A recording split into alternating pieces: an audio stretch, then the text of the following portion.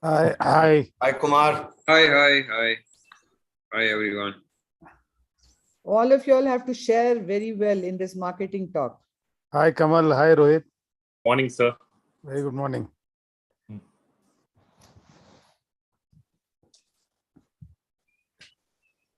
So just So, what is the sequence? same as it is in the flyer. Dr. Shail would talk and then Hi. Doctor, we are live now. yeah. Doctor, we are live now, doctor. Okay. A very good afternoon to one and all of you for this fourth module of the LDP program of this year. And this time we are talking on a very quintessential topic, marketing. And however much we may deny it, we need to definitely effectively let our surrounding patients know that we are there. And probably we can only supplement it with the best of services for them to know us well in a continued manner. And we are truly lucky to have with us to support the LDP participants and our speakers. We have a great set of expert panel, and I'm truly indebted to them for taking away 2 precious hours of their Sunday morning to spend with us. We have with us Dr. Ramurthy, who's the chairman of the Eye Foundation Group of Hospitals and a past president AIOS. And I'm sure as a person who has evolved over the years from a solo practitioner to having a chain of hospitals, I'm sure he'll give us an insight about how we could improve upon the marketing. We have with us Dr. Kumar Doctor, who's the CEO of the Dr. Eye Institute, Mumbai. Again, a very dynamic anterior segment surgeon. And I'm sure with his kind of niche practice, he would definitely and how right losing voice. and we look forward to him. We have with us Dr. Rohit Shetty, who is again the vice of Narayan Netralaya group of hospitals, consult refractive, and also very much involved in clinical and translational works, which is happening at his huge laboratories, and being with us today. And I'm very sure he's going to throw light on a lot more on marketing. We have with us Dr. Vandana Jain, who heads the cornea, cataract, and the LASIK surgery department at the Advanced Eye Hospital and Institute at Mumbai, and which is now also a unit of Dr. Agarwal Eye Hospital. And she is a versatile woman, not just an ophthalmologist, but also has a very impressive MBA degree to her hilt. And I'm sure she's going to refine all our thought processes as to how we could better ourselves. We have with us Dr. Rohit Om Prakash, who again heads the Dr. Om Prakash Eye Institute at Amritsar, and again a very leading cataract and refractive surgeon known widely, nationally and internationally, who's definitely going to give us a whole lot of information on marketing.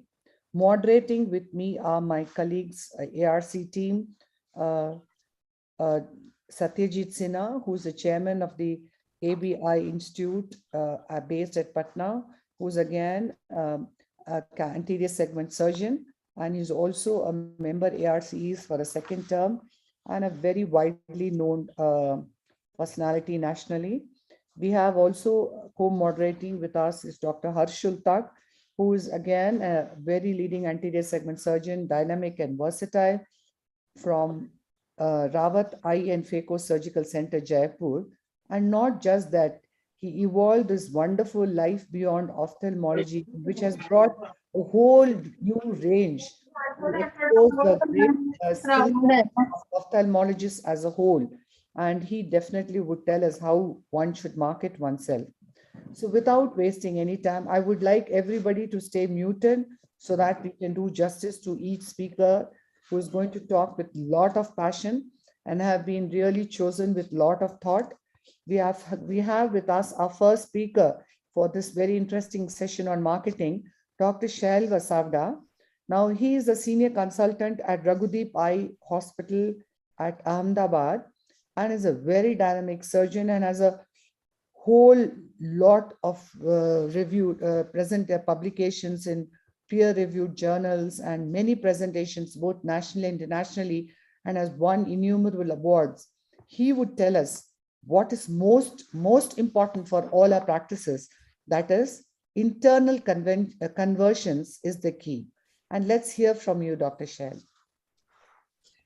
Very good morning to everyone. Thank you, Chitra ma'am and the entire ARC team for creating such a webinar on such a necessary topic, but something which is quite often ignored. I think there are several aspects to practice management. First is when you're starting up, your first aim is to start developing your practice. Then the second phase comes of growth, and then the third phase of either expansion or in today's time, if you're practicing in a tier 1 or tier 2 city, to actually keep sustaining the practice that you have already created with the increasing competition coming from all around. So I think there is a lot of challenge as far as practice management goes in today's time. There is a significant improved basic standard of care across all specialties, including ophthalmology. So it's no longer the time of, say, 3 decades ago, where, say,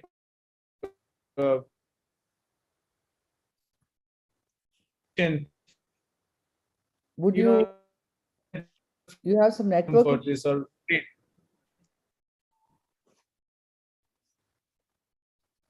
is everybody able to hear Shail? No, actually, maybe you can keep his video off so that. Video off, Shail, and talk. Maybe that will help. Shail, could you switch off your video and then talk?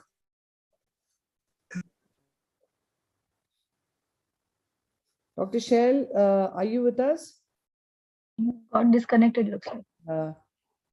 Shail, I think you should share again. Yeah. Just give me a second. I'll just change the location where I'm sitting to try and improve the network. Just a second, man. Sorry. Yeah, fine.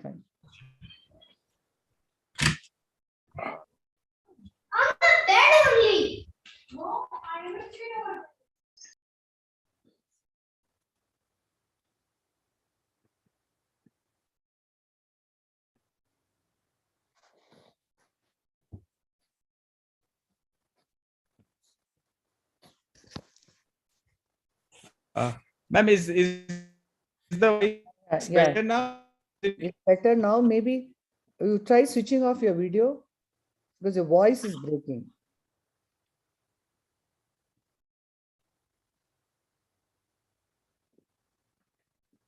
Can you share your screen now?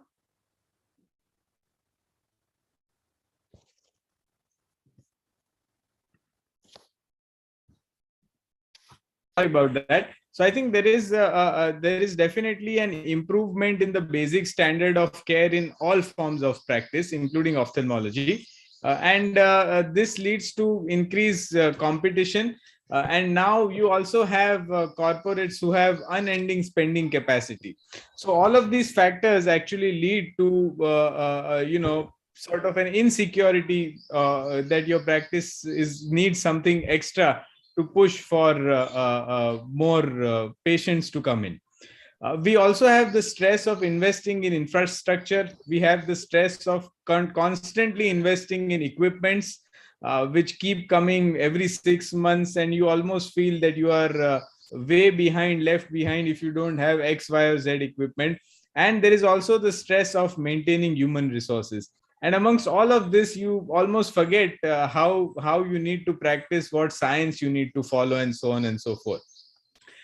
So why internal conversions are, I think, most important compared to all other forms of marketing. Each has its own place and each has its own role.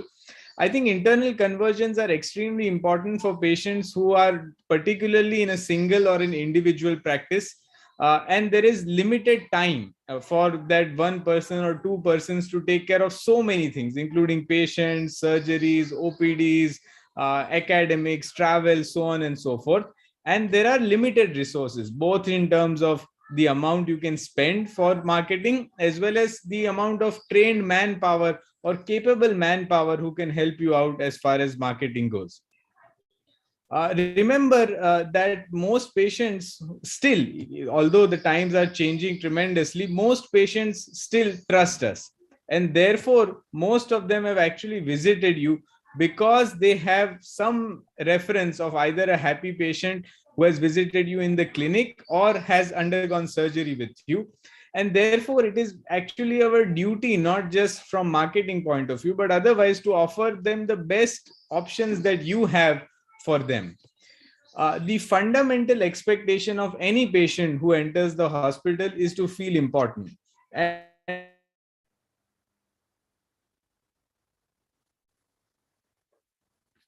that is there in the hospital.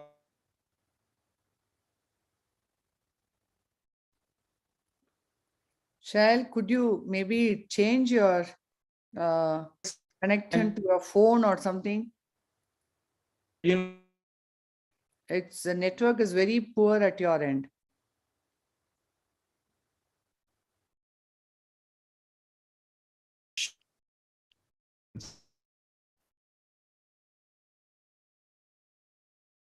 Shail, you're trying to change your connection?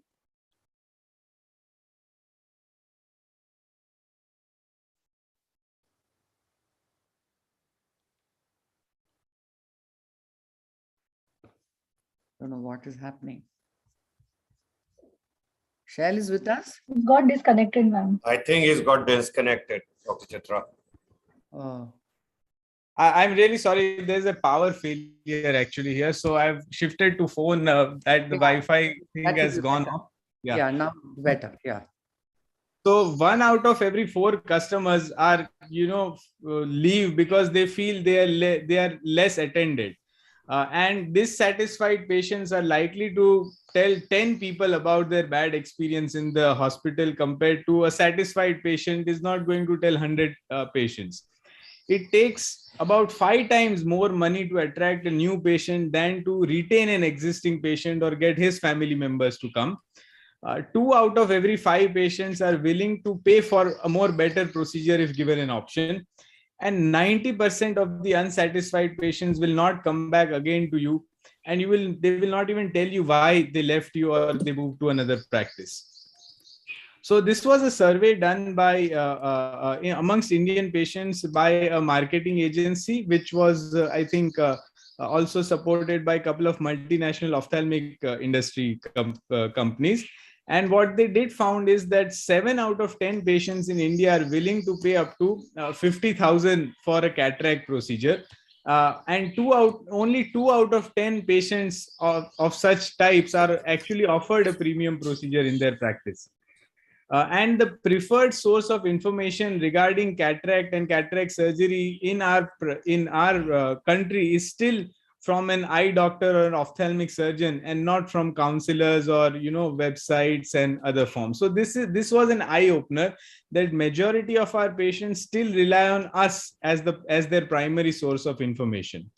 And the primary concern of people with more than 60 with cataracts is actually near vision rather than distance vision, which we always aim for 6/6. But in today's time, more patients are concerned about whether they can read nicely after cataract surgery. And compared to that, this golden opportunity, we have an extremely low rate of presbyopia correcting IOLs implanted. So this is just to highlight that if we actually look at our own patients and try and understand them, there is so much potential in the existing patients that if you can convert them, that itself will take care of most of your growth.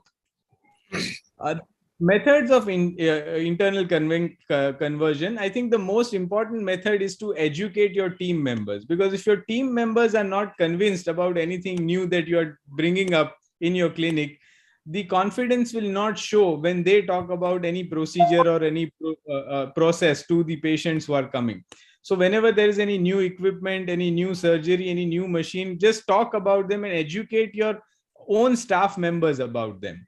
Second is, when you talk, please be confident in your body language, particularly when there's a new procedure that has come up.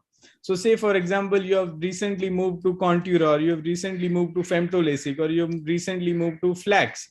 So be confident when you suggest flax, even to your first patient, that no, I think this is the best technology that I think I would suggest for you. And the most important part, which I found and I've learned the hard way, is that do not hesitate to recommend the best technique, even when you are likely to waive off your charges or give significant discounts. And this commonly occurs when you are operating your staff or your staff relatives or your own blood relatives or your own close friends, where you have to either charge them very less, or you feel, if I tell him flax with trifocal toric, he's my close friend, he'll have to spend so much out of his pocket. And then sometimes we try and suggest that, nee, I think you go for phaco with trifocal toric, that should be okay for your mom's cataract surgery. And this is something that is picked up unconsciously or subconsciously by your own staff members and your own counselors. So if you do manual phaco or microkeratome LASIK to your close ones, and then you offer femto, telling to others that that's the best procedure, it really doesn't work. And it reduces the confidence and motivation of your own staff members to counsel others. I think the second thing that is most important is that in today's time, it is not just the surgery that you are doing, because like I said, the basic standard of care is improved tremendously. People also want, when they visit a hospital, a sort of hospitality experience. So I think upgrading infrastructure is something that is very important in today's time. Aesthetically pleasing infrastructure is something that all of us must try to do. And this is the cornerstone of internal conversions. If the patient feels good and if he feels happy with your staff members, this is something that will help them to be retained in your practice. So have good services, do not compromise on these aspects, like a good administrator, a good counselor who can be a bridge between the doctor and the patient relatives, a good coordinator and receptionist and floor assistant who would be smiling when the patient comes and greets them, and if required, a public relations officer that kind. Because remember, an irritated family member or a family relatives are unlikely to be in a correct frame of mind, but even before they visit you inside your clinic, they're already so upset with someone talking to them rudely, or not attending to them when they asked a couple of questions at the reception, that they are less receptive, and they've already made up that mind that we'll probably go to another hospital to take a second opinion. So try to create a system where you get the patient in the primary exam room. That may be just an optometrist doing the vision, not even refraction or anything, in the shortest period of time, so that they know at least that the process has started and they know that I'm here and they need to take care of me. And make sure that your staff be very polite. There will of course be patients who are very difficult to handle, difficult to tolerate, but try to maintain as much of patience as much as possible. And I think this is something that is neglected quite often in most of our clinics, is keeping the washrooms well maintained. And in today's time, patients actually judge your hospital or the cleanliness or the hygiene of your hospital with the way you maintain your washroom. So if your washrooms are not maintained, they immediately get a psychological feeling this place is not a very hygienic place, so as to say, for surgery. Try to create a personalized care for at least the patients who are planning or who have opted to undergo surgery with you. So if that may even mean the counselor going out into the OPD and talking to them rather than having them wait outside until the next turn comes in the cabin to call them inside. And I think enough chair time is something which is a must, not just by the counselors, but also by the doctors. And I understand that that may not be possible for a single surgeon in an extremely busy practice. But therefore, I think it's a good idea to have a separate pre-operative examination clinic, which we have been following for almost a decade now, where this clinic is only for patients who have taken date for surgery in the next day or a day or two. So the consultant taking care of the pre-operative clinic is only going to be seeing those 5 or 10 patients, so they can give sufficient time. So we have a dedicated time slot and a dedicated team, which is geared up only for this clinic, which is the most important clinic, because they have decided that they want to undergo surgery with your team. And we also like to keep proformas where whoever has seen will tick and write that I've suggested this surgery, say flax with toric or flax with monofocal or flax with trifocal. And if anything has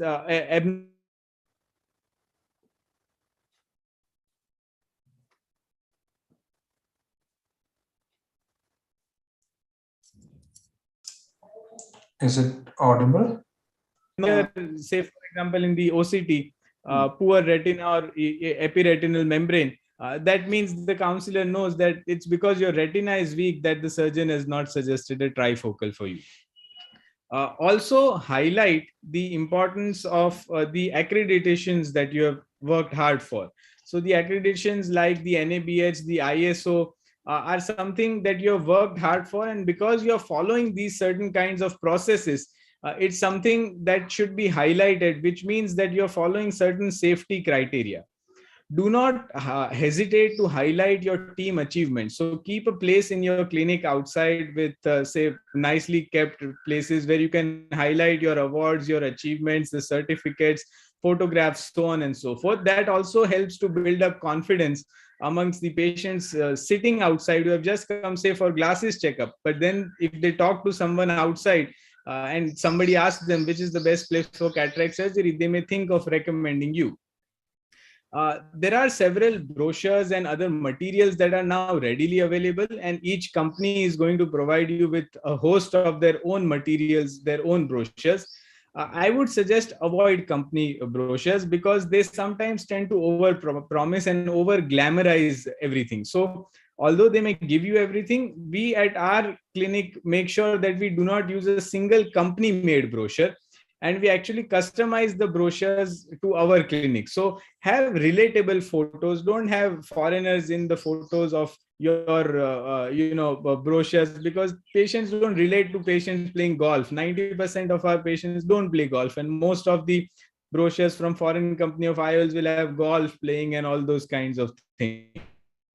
So have relatable pictures, and these brochures are something where inside you can also highlight your own activities. So although this brochure is made for cataract, we also highlight our social outreach activities in them. We also highlight about the other clinics that are present in our hospital, so on and so forth. So make your own customized brochures for each kind of procedure, and that helps you create your own brand. For example, we sort of label our clinic as the pro LASIK clinic, where we have we say okay, we are pro safety, pro results, pro everything, pro technology. So that creates a good branding internally amongst your own staff, and the patients also appreciate that rather than using straight company made brochures. There are other ways of highlighting your technology and things. Say, for example, in the waiting area, there are spaces where you can place standees or posters and such things. My preference, although, is not once again to use company made direct material, because they're likely to be biased for one over the other. Another important point of internal conversions is the way you make your file. So we tend to give a file to all patients, and this file you keep changing every year or two. So for example, in our today's file highlights the amount of services that we provide, the years that we have been in practice as Raghudeep Eye Hospital, the list of consultants inside, what is NABH, why NABH, and the backside contains details regarding social activities, about Eye Healthy program which we do for children, or the empanelments or other things that you may have. So even if the patient had come for glasses, he takes this file home, you put your glasses prescription in it, and say it keeps lying at the house, somebody else may see it and they may pick up that, yeah, maybe for this, if they are known for this, let me go there for a checkup or take a second opinion. Fourth is, of course, testimonials, and you can have them written, printed, put up on walls or on dashboards, or you can also have video testimonials where you have your post-op patients where you can which they can highlight.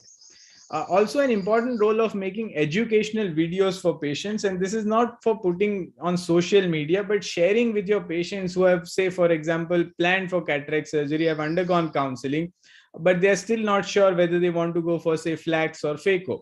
So make your own educational videos in simple language. So we, for example, have made videos in English, Gujarati, Hindi, all three languages, trying to explain the procedure in simple layman terms, so that when the patient goes home and is still confused about what to do, what not to do, they can go through this video on their phone, on their WhatsApp, which we share to them, so that they can think about it again, that, yeah, I missed out on this point, but yeah, this is what they were trying to say when they were telling me that flax is better for X, Y, or Z reason. I think another important role is making the patient feel good, and value added services is something that we find useful. The most important in today's time is proper documentation, which means proper documents for your file, insurance, and an insurance coordinator.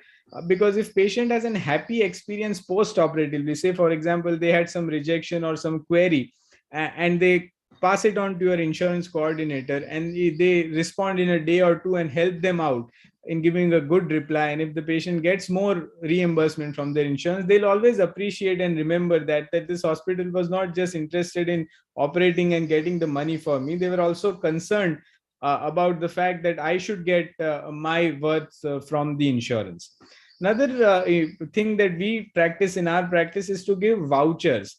Say for example, if we find that we want our opticals is not doing well, say for example, so we give optical gift vouchers to all patients undergoing cataract surgery, or for say any other reason, any other procedure that they are undergoing. Say you get a 10% off, or patients undergoing flax, we give them two vouchers for free consultation, which they can pass on to any of their relatives, so that they are motivated to come to our hospital again for a checkup. So similar such things are something, these are very little value added services, but quite often patients appreciate these small gestures more than some discount that you may give. Another important aspect for internal conversions for their relatives is post-operative care. So if the husband has undergone surgery today, we make sure that we call the one of our trained counselors calls them every evening, the patients who have undergone surgery in the morning, to make sure that they are fine. And if they have any queries or difficulties, they'll make sure they talk to one of the consultants so that before the hospital closes down, all of their doubts are cleared. Because the most important reason for dissatisfaction next day is that, at 12 o'clock at night, I forgot and I wanted to ask whether I should do this or not, but nobody picked up the phone and I was confused, so on and so forth. So before going home, make sure all patients of surgery are well attended to. And we also make sure, which is now a part of NABH, that you call them after a few 5 days, 7 days, to make sure everything is okay. So if you take personalized care even post-operatively, he will be more motivated to, ask his wife to undergo surgery here, or his brother or his other relatives to go, that they really do take care. And like I discussed, educating staff is not just a one-time procedure. Even if you have no new technology added, say for 1 year, every 3 months, 6 months, you must have continuous staff training and awareness. And if there's something you want to highlight it on that day. Say, for example, there's a new equipment that you bought, which you want to highlight that this is the newer or latest technology, OCT or biometer or something of that sort.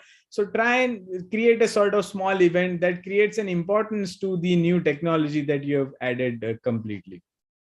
And fifth is something that that all of us are really concerned about, that to try and convert the patient, what should you do for pricing? Because patients now are very smart. They will pressure you that this X very prominent doctor is giving me the same lens for 10,000 less, or 5,000 more, or 3,000 less, or he never told me about flags, so why should I do this? So I think that this is somewhere where we have to draw a line, that do not compete for price, but compete for quality. So be very polite when you talk to them, when they say that, but this person is telling me this much, why are you charging so more? Just be polite. Yes, that is an excellent doctor and they have an excellent track record. Based on the things that we do or we prefer single use, the safety criteria that we follow, the infrastructure. This is something that we can offer you. And do not feel guilty in charging more than even, say, for example, a senior colleague who is practicing for several years. So if you feel your infrastructure, your equipments, your technology, and your effort for that case requires a certain amount, do not hesitate, even if that means you're charging 5,000 more than the very popular person just next to you. And do not try to justify why you are charging beyond a point certain amount, because you are not a salesman of an AC or a TV. You have your own, like lawyers can charge differently. Similarly, we can charge differently as well. So what has been our results having followed these principles of internal conversions rather than any other form of marketing. I think what we have found over the years is that word of mouth from happy, satisfied patients is the biggest way of converting more patients or making sure that they bring more patients to your practice. One happy flax patient will bring more flax patients. So he will be proud. Some patients feel proud that I got a surgery done for 1 lakh. Oh, you got it just done for 30,000. Oh my God, you should go to this place. They do the best technology and they make sure that they give you the best results.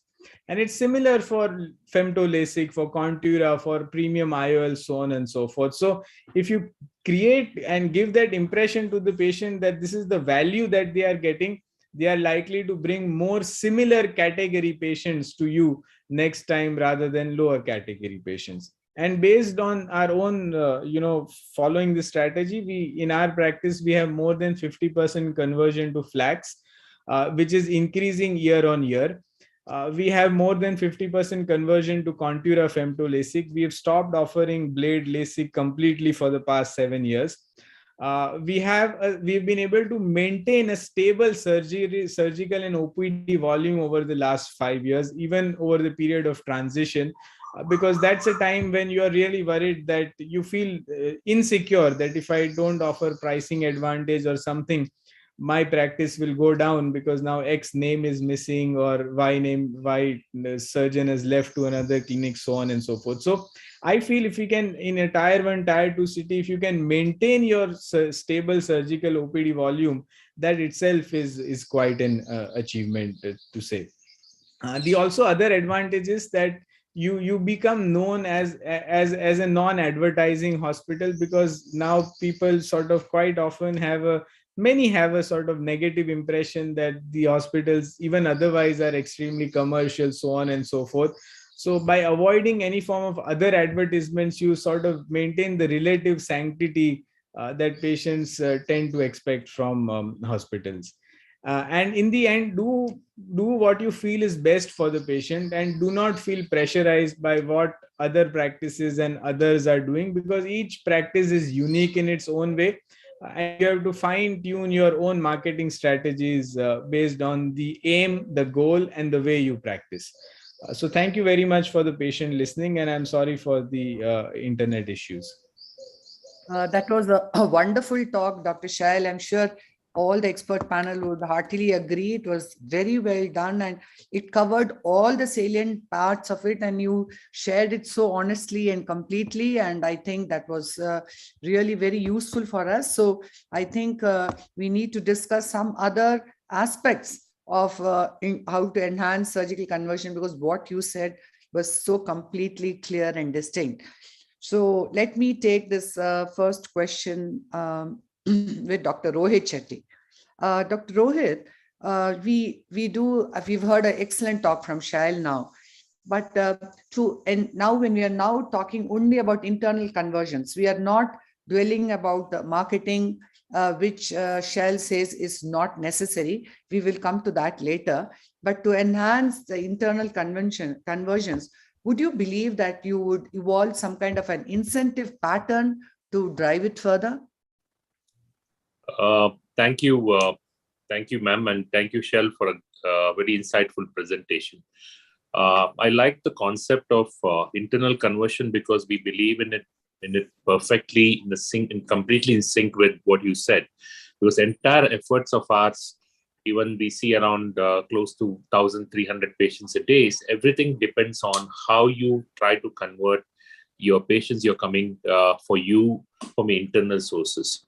The most important thing, 3 points I would like to add on what he said, is what makes us to convert is, one is how transparent you are. The more you create a shroud of cloud over your process, the more you try to keep trying to hide things from them, these people usually escape. The second is about how internally you keep analyzing yourself. It's not for your NABH, it's not for any other process. For example, we looked at, there are close to 13 touch points for a cataract patients coming to our hospital, because we do everything, including dietitians to diabetologists, everybody is in here, because more you try to send them out, the more chance that they will never come back. So we evaluate how many patients were referred for XYZ procedures. When your practice increases, it's very important that you try to keep the flocks to yourself.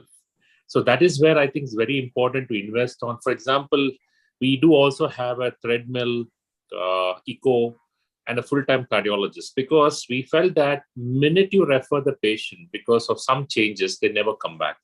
So, I mean, it differs from institution to a practice, but I can only speak as an institutional way. But what I'm trying to say, even in private practice, there will be lot of these touch points which you might miss. This first is the transparency, to keep evaluating your touch points and how many touch points each of your procedures have, and where does the pilferage or changes happen. The third most important thing is to always be very flexible with your standard operating procedures, and not to be very rigid or try to say that you etched something in stone and you're not going to change it. So flexibility is most important when you're trying, because there are times that something which you've been doing for the last 25 years has been a total disaster, and then you have to relook at how it can be redone. So every 3 months we look at looking at our standard operating procedures, and every 3 months we keep changing to see if we can do it better and if something has worked well or not worked well. So transparency, flexibility, and trying to adapt to the scenarios are the three most important things I would like to bring here. No, but you didn't. All your points were very valuable, and how to hold on to patients. And I think we should take tips from Shail and Dr. Rohit to keep enhancing those weak points in your individual practices. But to keep the internal conversions going, that my question was, would you incentivize all No. the employees in some way? No, Because you won't do that. the reason is we don't incentivize anybody, including doctors, and because the one of the major factor of incentives for our doctors at the end of a year or the staff is how many people write about them in a Google, good about them. So we use a different measuring tape, not the measuring tape of how many they're converting, because if a patient writes good, it also adds value to how they're performing. So we kept the incentives out of this in our practice. Any of the other expert panel? Yes, Dr. Rohit. I wanted to say I something. think I fully agree with Dr. Rohit. Incentives, whenever they are given, ultimately they corrode your quality. Why I am saying they corrode your quality? The indications, the contraindications become relative indications.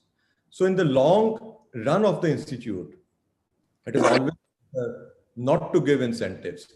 For a short term, you will find that there's a spike in the number of procedures which are being performed. But then there would be unindicated things which would also be coming about. This is the most important. At least we are not giving any incentive to anybody in our practice. That's the, no doctor, nobody, never. The second most important thing is that whenever a patient is coming to you, as Dr. Shail has said, he's coming to you because of your name, because of what you have stood for. So he's trusting you. So if he's trusting you, so you have to your main criteria of putting forth the treatment has to be based on the process, how you would treat your own family members, rather than giving indications for surgeries, telling that this should be performed. Would you get the same performed in your own eye under the same condition? So internal satisfaction, because he's coming to you because of trust. So the truth with transparency has to prevail. Dr. Vandana, Can I make a comment? Yeah, I would like to make a comment here.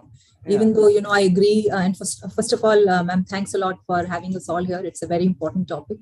And Shail has made a very, very comprehensive, very nice presentation. I agree with all the points that, Dr. Rohit as well as both the Dr. Rohits have made. However, I would like to play a devil's advocate here and also share sort of a diverging viewpoint.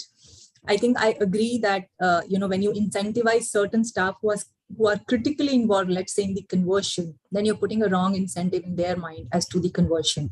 Now, we need to understand who are those people, whether those people are the doctors or those people are the counselors, or who are those people who are actually involved in the conversion.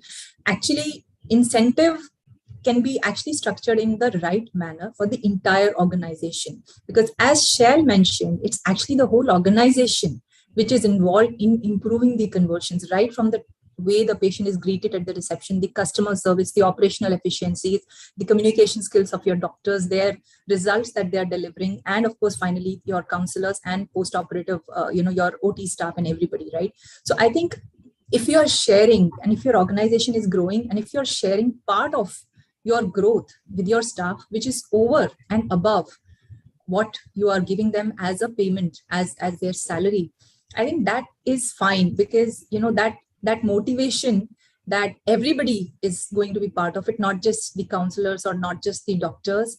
And that does not bring wrong incentives where doctors have to unnecessarily prescribe procedures or unnecessary investigations, or counselors have to unnecessarily push the patients to increase conversions.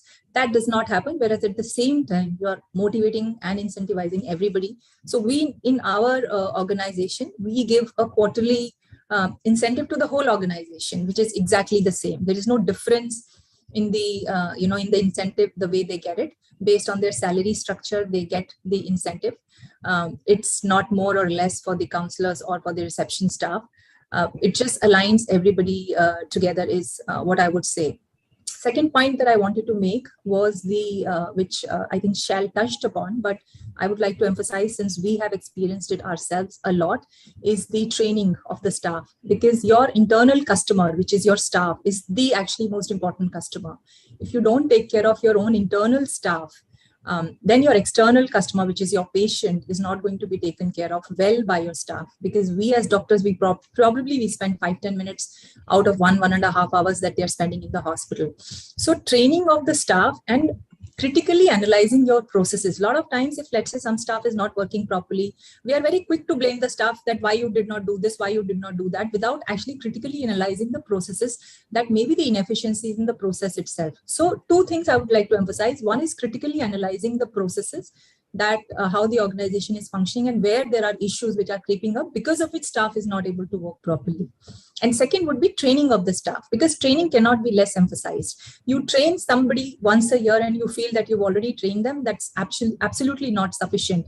Because if your staff was as smart as you, then there was nothing like it, right? Then they would probably be sitting in your chair.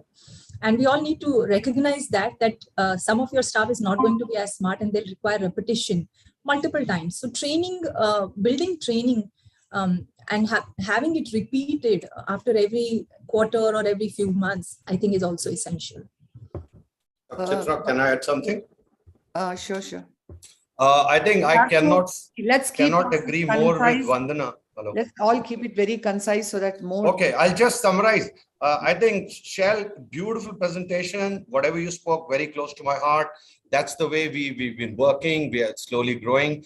Vandana and me have had very, very in-depth sessions on some strips. We were back there, and I could not agree more with her. I would just say that your staff is your best customer. Underline apostrophe. Because if your team is happy, there is no way your patients can be unhappy. So I think that one sentence is a punchline. Keep your team motivated, delighted, and happy, and they will keep your patients happy. So I think that is the carry-home message from what Vanna said. Am I right, Vanna? Ramuti, would you want to Absolutely, add? Kumar, too? Can I say something? Yes, Kumar. So, Sahil, excellent presentation and all of your contributions by everyone else. I want to ask 4 questions to you. One is, you give videos to your patients. So what is the percentage of patients that really see the video you gave and they say that it was useful? The second question is, if you put a multifocal, say for 1 lakh, and you put a trifocal for 1.5 lakhs and the neighbor is charging 1 lakh, my question here is, how do you justify the additional difference? Normally, the patients have a tendency to say that the lens cost is the same. I agree with you that you said that the lens is, we are not selling the lens. We are selling our technique, our technology, our experience, whatever it is. But how do you justify to a patient that if you are charging, say, 40,000 more for the same lens from your neighbor, what do you say? And my next question to you is that a patient who undergoes flax with you and goes and tells his neighbor that he paid 1 lakh, do you have some sense of fear sometimes? Because his neighbor's budget is only 35,000. And that budgeted patient will never come to your clinic because that other neighbor has already spent 1 lakh. And then they do not converse, yes, that your system is having a full range.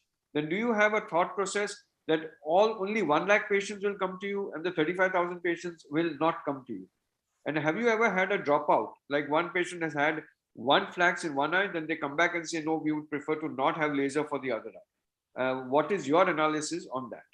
Thanks. So, sir, excellent questions. First is these videos that we have started giving are only recently over the last 6 months or so during the COVID time that we had this idea and we have started. So, very little, feedback as of now, but I don't think they may actually help in conversion, but it's just a value-added feature.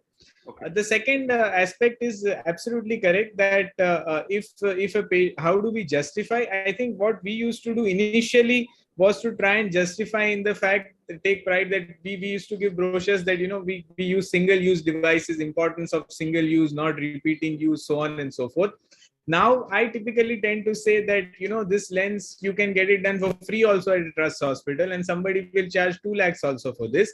Each hospital, each practice has to devise their own way based on the infrastructure, the safety characteristics that we follow, the quality protocols that we follow, so that the risk factor is lowest for your eye, and therefore we decide our charges accordingly.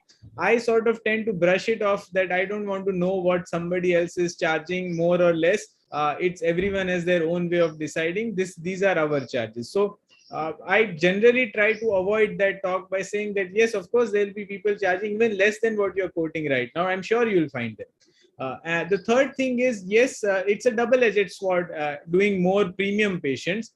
And yes, that impression does go out that this place is only for the super rich because yahan to 1 lakh se kam mein kuch hota hi nahi hai. But then on the other hand, that impression has also helped us to increase our flax conversion so much that we are actually thriving on that. I think if that was not happening with the volumes that we have, we would have probably be in degrowth in these last 4 or 5 years. But the improvement in the conversion to flax has actually helped us to sustain and grow in our financials over the last 5 years. So yes, it is a double-edged sword. You may lose out on some patients, but over the years now, most of the insurance reimbursements, quite a few, most of them get at least 50, 60, 70,000 as a reimbursement. So quite a lot of them are sort of willing to pay at least 20, 30, 40,000 extra if they get good quality treatment or to a known doctor or a known place. So that's the other aspect. Yeah. Oh, yes, I do. I think we have to make it to our thoughts. I would want Ramuti's opinion and also an answer to this question. How far would you go in cutting costs to ensure conversions? Yes, Dr. Ramuti. I think excellent talk, Shail, and very pertinent comments. All I have to say is that, some of the comments made by Vandana as well as Kamal. One thing is, Kamal, I completely agree. I take care of my staff and they take care of my patients. And that's what works well. As far as incentivization is concerned, especially when you have multiple centers and you want each one of them to be performing well, setting some kind of goals and targets, and when that is achieved, incentivizing the entire group is something which works very well. Obviously, you have to ensure that there is no compromise on ethics. Procedures or surgeries are not done when it is not indicated. That is something that you have to genetically put into the entire organization, and we are constantly striving to do that, and it works for us. But having said that, when as a team they have achieved a certain goal, they have achieved a certain target, appreciating them not just by words, but also giving them some kind of a monetary compensation does work in a positive manner. Of course, you have to make sure that it doesn't work negatively as far as ethics and quality is not compromised. And regarding giving cutting down on costs, I never do that, in the sense that we tell the patients that we have right from 0 to 1,62,000 is the cost of our cataract surgery. whether you come for a CAM surgery or whether you come for a LRCS with a trifocal toric intraocular lens.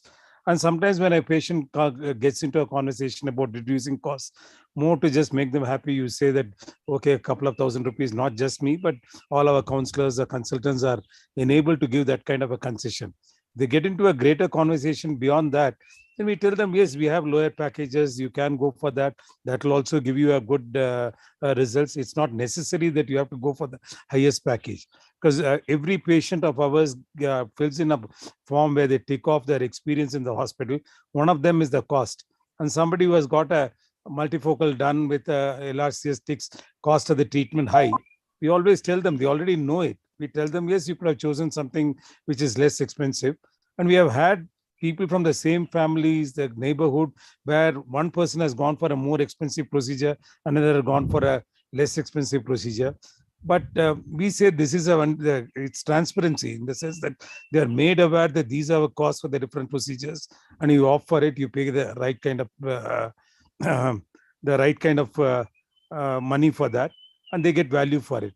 So as far as they are made to realize that there is a value proposition for whatever they are paying, they are willing to go for it. And that's the reason we find that whether it's torics or LRCS are converting into femtosecond or smile, there is more and more uptake, not just in the tier 1 cities, but even in the tier 2, tier 3 cities. And that's something that's coming across ophthalmology per se. And most important factor I feel that Shail made was that, it's extremely important that you give your patients who walk into the clinic, they are your prized possessions. Give them and their attenders an experience that knocks their socks off. It is not just the 5 minutes that they spend under the operating microscope, but the entire process, cutting down on the timing, making it very comfortable for them, answering their queries, not just by the ophthalmologist, but the entire team. And as far as the team is convinced about what you're doing and all of you are working in sync, I think that translates into a successful practice. Yes, thanks a lot. Rohit had raised his hand. While he expresses his query, I would also want him to answer this. Would you have any other suggestion for internal branding? Shail has already spoken enough on it, and I think we have dwelt on the first topic long enough. Very briefly, Dr. Rohit, besides expressing your query, what additional point I'd like to add for the internal branding? The only one correction I had was I understood the incentives was for each person or something. But what I want to correct myself here is that exactly like Dr. Vandana said, we have an incentive from watchman to chairman if we reach a certain level of target. And so that, it's not that only one particular person gets or one particular department gets. So everybody feels motivated. That's the only correction I wanted to say. And whatever I had to say, I had already expressed it before when you asked me to do it. Yes. And of course, internal branding to the best way possible is important. I think people will judge you from the pharmacy to the washroom to the optical, and everything has to be, if not classy, at least it has to be functional and as clean as you can manage it, because people are, while they're sitting outside, they're constantly forming impressions and opinions about you, and you need it to be as positive as possible. There could be a lot of discussions here. I think erroneously. Let Anaga have a say. She already requested for it. Yes, Anaga. Yes, Anaga. I'm so sorry, Anaga. Thank you, sir. Excellent presentation. Sir, all the panelists and experts, I would like to just ask one question. What is your idea of an ideal conversion rate? And how do you measure it? Because I know there are softwares that we all have, but because each patient can come back 2-3 times, and each time a different counselor would counsel. So then that becomes the catch. So I know the time is short, but if you can just briefly. Can I take that? Because we are closely tracking that. We have a monthly review meeting for all centers, and we do have a benchmark for this, which we have developed over time. What we find is that a patient who has come and got a cataract has been identified to have cataract. Let's talk about cataract. In that case, the number of people getting worked up for the procedure is about 75%. In the sense that they have been, it's not just someone whom you say that you have cataract, come after 6 months, but advise strongly that you have cataract. We find that it's about 75%. And whenever that benchmark drops down, we tell the others that the particular center that this is dropping, you need to be performing better. And there is also a drop off from the conversion from workup to surgery. And we find that is more in the range of about 90 to 95%. That's more often because of medical reasons or something. And many of these patients come back over time. That's the reason we track this conversion over a 4-month period. And this has been working for us. When it comes to refractive surgery, it's about 60%. When it comes to retinal surgeries and retinal injections, about 90-95%, because those are patients who really need the procedure, and most often they go ahead and get it. Thank you very much. We shall now go on to our next speaker, and I would want our expert panel to be taking all the questions, but to be keep it a little shorter because we want to hear many more issues. Dr. Kamal Kapoor again is a great, versatile, dynamic surgeon and an administrator. He's a founder and medical director of Sharp Sight Centers, which are now extending from the length and the breadth of our country. And he is actually going to tell us something which might contradict the first topic, but I think every part of a surgeon's growth should encompass knowing about every aspect of marketing and choose what best suits him. And he is going to tell us about driving sales with a ground sales team. And look forward to a very dynamic talk from you, Dr. Kamal.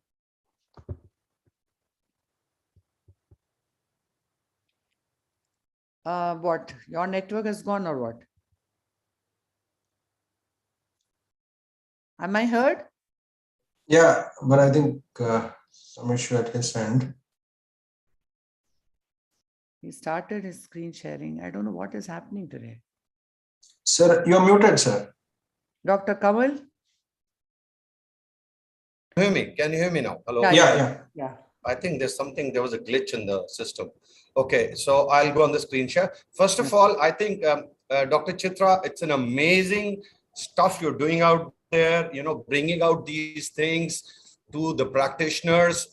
These topics are very close to my heart. We are doing these sessions under the title, What They Didn't Teach Me in a Medical College, for last 4 years at AIOS. And they are very well attended and appreciated. I think this is one thing which we doctors have to be trained in: man management, resource management, finance management, infrastructure management, and profiteering. There's nothing wrong with making money as long as you're doing it scientifically, ethically, and patient-centered. So based on that, I'll just start on my topic. Is my slide visible? No. I'll just go back to screen share. Yeah. Okay, is that slide visible? No, yeah, it's showing. Yes, it's visible. Okay, so there is some issue here. My presentation is just hanging up. Yeah, got it? It's coming now? Yeah, fine. Okay, so the topic is driving the ground sales team. And our motto in our organization is a team makes the dream work. The teamwork makes the dream work. So whatever I'm going to say is, of course, applying to the ground force team, but it applies to every single member in any organization. If the thing is running like a well-oiled machine, any dream can work for you. What started as a journey from a one-room clinic in my home ground floor is now 16 centers across the country, and we're coming up with 35 more in next 2 years. That is what a team can do. That is what, when you believe in your team, you nurture them and you go. So we started with 4 people. One of them was my father's old assistant, and my partner Samir and his OT technician. We were 4 people we started from, then we went to 16, now we are over 800. And from an OPD of 3 patients a day, we are doing 2,500 patients a day. So continuous team building has its benefits, which are unimaginable, unprecedented. All you need to do is, you need to have a common goal. You need to have teams which understand your goal, which believe in it. They are passionate about it, and they're driven towards it. And as the word team says, together, everyone achieves more. So the option was always to work like a well-oiled machine in a team or work like a group. So let me people understand a group is different than a team. The day we got it, it transformed the way we worked in our organization. We have to invest in HR, human resource. Me and Manna have been having discussions on it. I was there at Dr. Rohit's session this Sunday, and I was sitting with a few friends there. Technology has its force, has a lot of benefits, but I feel we should also invest equally in human resource. You do not invest in good human resource, a machine is as good as it is if it is lying unplugged. You could jolly well buy a machine and put it unplugged without to the source if you do not have a good human resource team to back up your infrastructure and quality.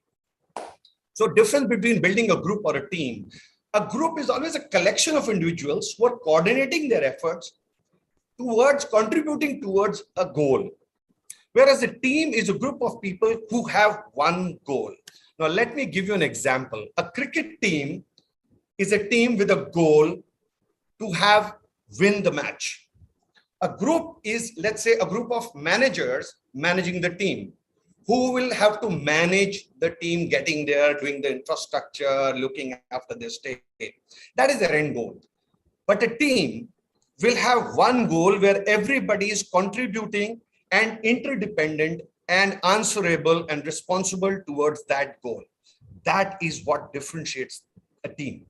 And surprisingly, they both are different. They may sound very similar, but they're very different. So group always has one designated leader. There is a responsibility of the leader to get the results for that small goal which that group decides. All groups members will be independent, but the responsibility or the accountability of the group will be limited to an individual. But when we're working like a team, as Vanna said, the whole team is responsible for wherever you go. If you go down to the dumps, it is the whole team. And if you go to great heights, it is the whole team. So this is what we practice in our organization. When we don't have incentive systems, but let's say we hit a target, we hit a milestone, everybody gets to celebrate. We go on outbound exercises. I will share some images. These are basic, group, it's individual goals.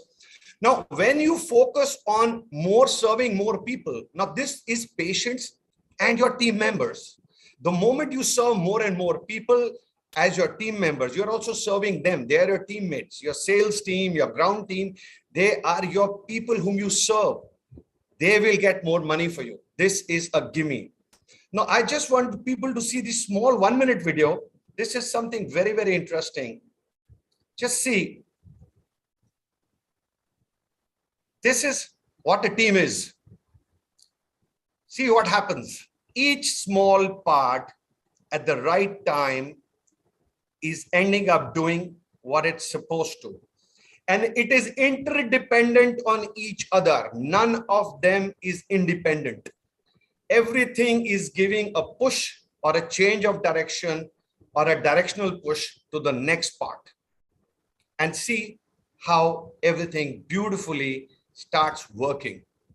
And the end result is amazing. I just want you to just now, I'll be quiet, just see the whole video. This is a very inspiring video. You see, each part is doing its job and yet ensuring that the next part also does its job completely.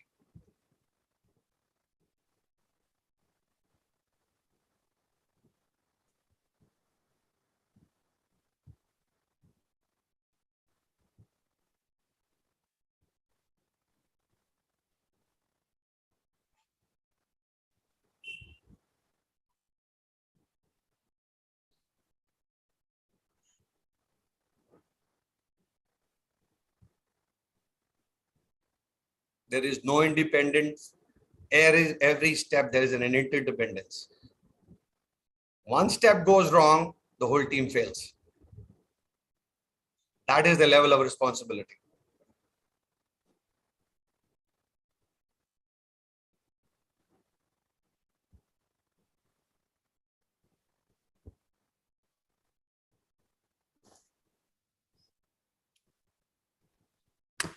Wow. That's what a team does.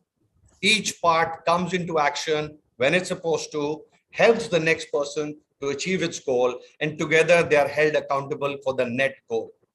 So if the team is like a machine, What is the oil of this machine? The oil is the feel-good factor of the organization. If the feel-good factor goes bad, there is friction within the team, there are rivalries, there is politics, and this will eventually break down your machine. So spend a good time making these beautiful relationships between your team members, which means even getting it down to solve their personal issues between them, making them understand each other more, giving them more me time with each other, taking them out for outings.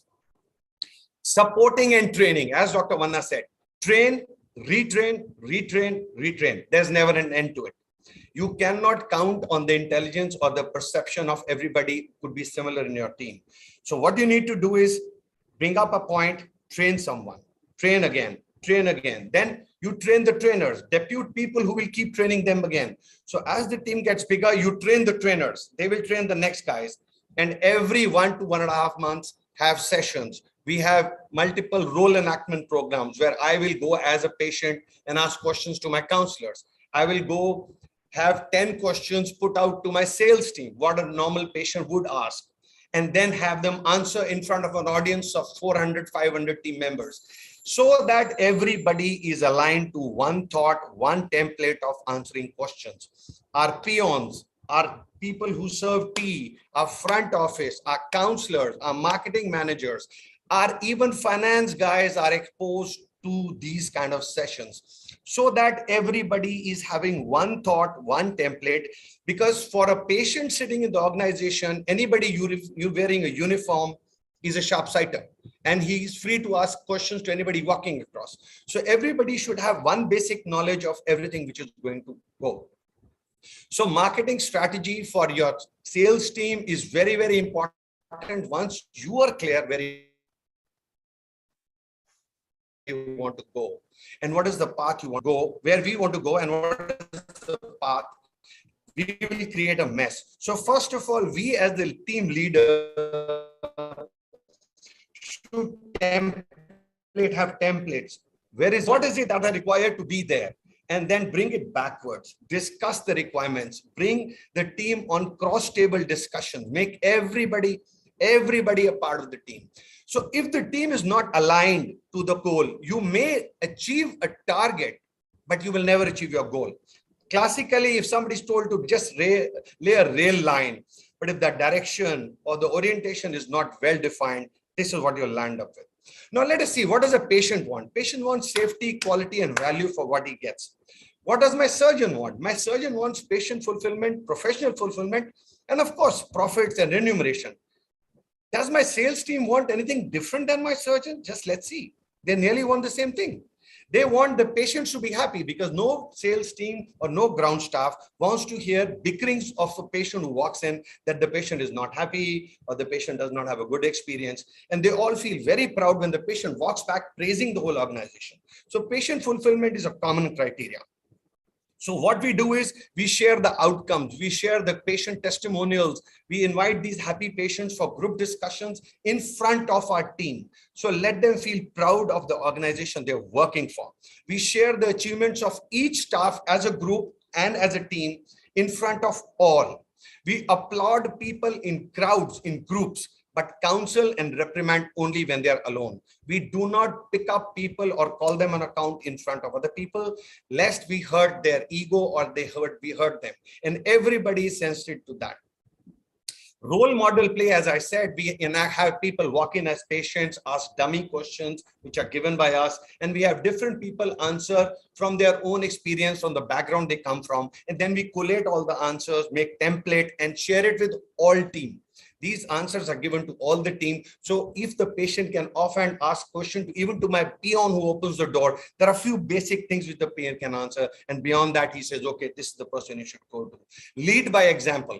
Taking care of the patients, getting up for a patient, offering a chair to an old patient, escorting a patient, getting up and sitting up in a wheelchair. When your team starts seeing you do that, this is what they do. They understand the power of compassion. Now, what are the changing trends for a team? Everybody in your team wants aspirational fulfillments.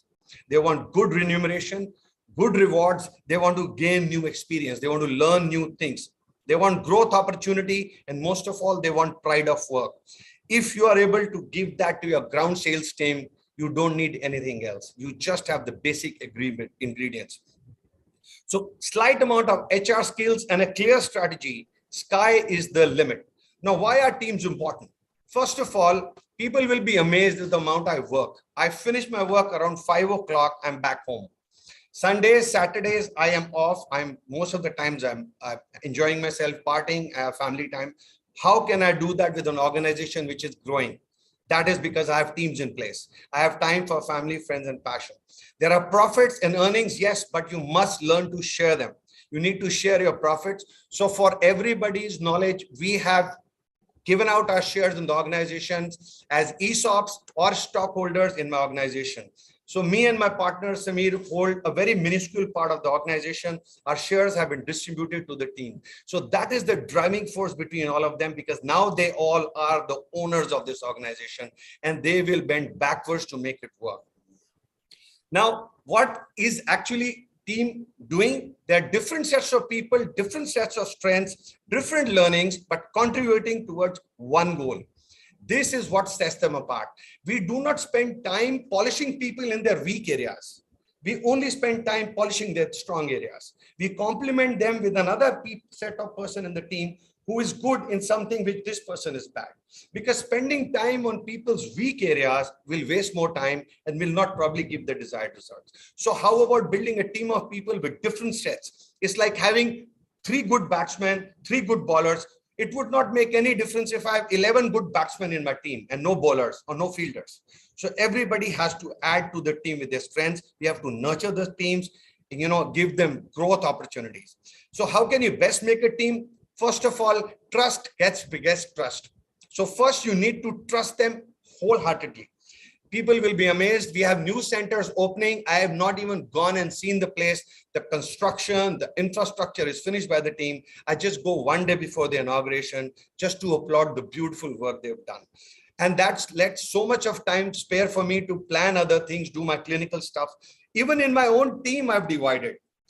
My partner looks after an X thing and I look after another thing. We do not cross connect. We only cross connect to share our goals, work together, and work towards a common aim. Now, when do the teams deliver best? There should be joint decisions. Even your marketing team, your ground team, your front office team should sit at a given specified time with an agenda. What are the problems they are facing? What are your suggestions? What are their suggestions? There should be a clarity of role, no overlap. Yet everybody should be ready to share responsibility of each other. And most important, a good feel factor for each other. So success is the team success. And if there's a failure, it's my failure. This is the feeling which runs through the organization. Nobody can stop this organization. Everybody is ready to take the blame when something goes wrong. But whenever something goes good, people give the complete credit for that to a team. That feeling, the day it comes in your organization, it is an organization which will go places. So all team members should be partners in profit and loss, and even in the future growth. So when a team actually decides to turn it around, this is what it'll do to your practice. So as I said, we started with 4 people, 800 plus more people now. Now, one thing is very clear to each team member in any organization is that he or she is the organization. So let them know the responsibility they carry on their shoulders. The experience they give to one person is the experience that person has about the whole organization. You go to a hotel and one staff is not good to you, or you have a bad experience with the staff, you go around saying that that's a bad hotel. So it's a complete hotel which suffers the brunt. So the moment your staff and your team and the ground staff understands that they carry a very heavy weight on their shoulders of the reputation, the goodwill of the complete team of 800, 900, or the complete organization, what you have, they will behave very responsibly. The responsibility is going to be very high. This ensures that they're always smiling. There's a fun in the environment. The informed staff. So, and this, as I said, the information protocol starts from the front desk, the clerks, the billing, the managers, the counselors, the near peons, nurses, OT staff, and the marketing team. Everybody gets the same training, basic training in the induction. We have a very solid induction program which goes for 45 days. Any new joinee has to go through induction program, and he has to go through all these departments. so that he understands the nuances of each department, the problem each department faces, so that then there's a better cohesion. Never forget, even us doctors, we are the ground sales team. So bringing them aboard in discussions, taking decisions about protocols, SOPs, patient management, waiting times, everything has to be taken care of. Induction and training, retraining again and again. We have these programs for the whole team, which their doctors are sitting with the marketing people, the billing people, the front desk, and have question answer sessions. Suppose there is a new technology which comes, we introduce every single member of the organization to that technology, starting from the front office, the counselors, the optoms, the peons. Everybody gets to see it at work. So that's what gets them to going, is that they start believing in it. Once they've seen it, they talk about it to people. They're confident discussing it with patients. Even the basic team people who are putting drops in the eyes, we call them patient caretakers. They are enrolled in the technology to so much so that they get, when they get their parents, they say, sir, I think I want this technology because I've seen it work. So when the whole team is charged up, committed, and feels cherished, they will make our patients feel cherished. So how to motivate my team? As I said, rewards and recognition, spending fun times together, celebration of success. So we do these expeditions together with teams. We take them for outbound exercises. As I said, incentivization is for a complete team. So everybody starts feeling, if one person is pulling the whole team down, everybody rushes to help him so that the results don't go down. So everybody is helping each other, giving a shoulder to each other, so that everybody is looking forward to the results. So these are some of the team events which we do. We went to this Gulmarg fountains. We are now planning to take a complete team abroad for after we hit our March targets, completed the financial year. We are going abroad with the whole team. So these are some of the events. We go out with the core team, we go out with the main teams. We have celebrations together. These are a few images. And another thing is, when you're marketing internally, we do not have even one photograph of an IOL or a machine or a technology in the organization. It is just smiling faces, happy faces, patient faces. This is what it does to our patients, because we are not in the business of selling machines or lenses. So we do not market an IOL. Dr. Kumar was asking a question. I think probably this answers that question, that we are not putting any images of any machine or technology or any lenses or anything. We just market happiness, vision, fulfillment of our patient's results. There's a flow of information in form of videos running across. So this motivates my ground sales teams also, because they are also kept abreast with what's happening, new technology, the constant videos running in the waiting room, their pamphlets. So in the end, what matters is how we will see ourselves from right now and where we want to see ourselves 5 years from now. So when is the right time to build a team? I think it's now. Thank you. Thank you very much, Dr. Kamal. That was an amazing talk, highly energizing. I think all our adrenalines have shot up now. I'm just going to take one question, either Rohit or Ramurthy can answer before we go on to our next speaker, and time permitting, then we could take on some more. Now, this is about, of course, he spoke on some very important strength, the ground sales team, but I actually meant also the marketing team, which moves out to meet all the people. So now I want to ask Rohit this question. How do you monitor their work? How do you know that the reports they generate are actually accurate? Does this need to be adopted by many practices? It's a little difficult for me to answer because we don't have a marketing team which goes outside. We don't have anybody with us. The only team which we have which goes outside is the people who meet the insurance and other things. So like I said, my marketing is all internal and how we build it. So I may not be the right person to answer this. Ramurthy, you have to unmute yourself. No, well, we do have a marketing team who are more involved in, conducting eye camps, conducting corporate camps and other things. And as you rightly say, I also am in sync with the thoughts that have been expressed in the previous two talks. I think it's internal conversions, internal the patient happiness, which translates to more patients coming in, rather than this marketing force driving in patients to the practice.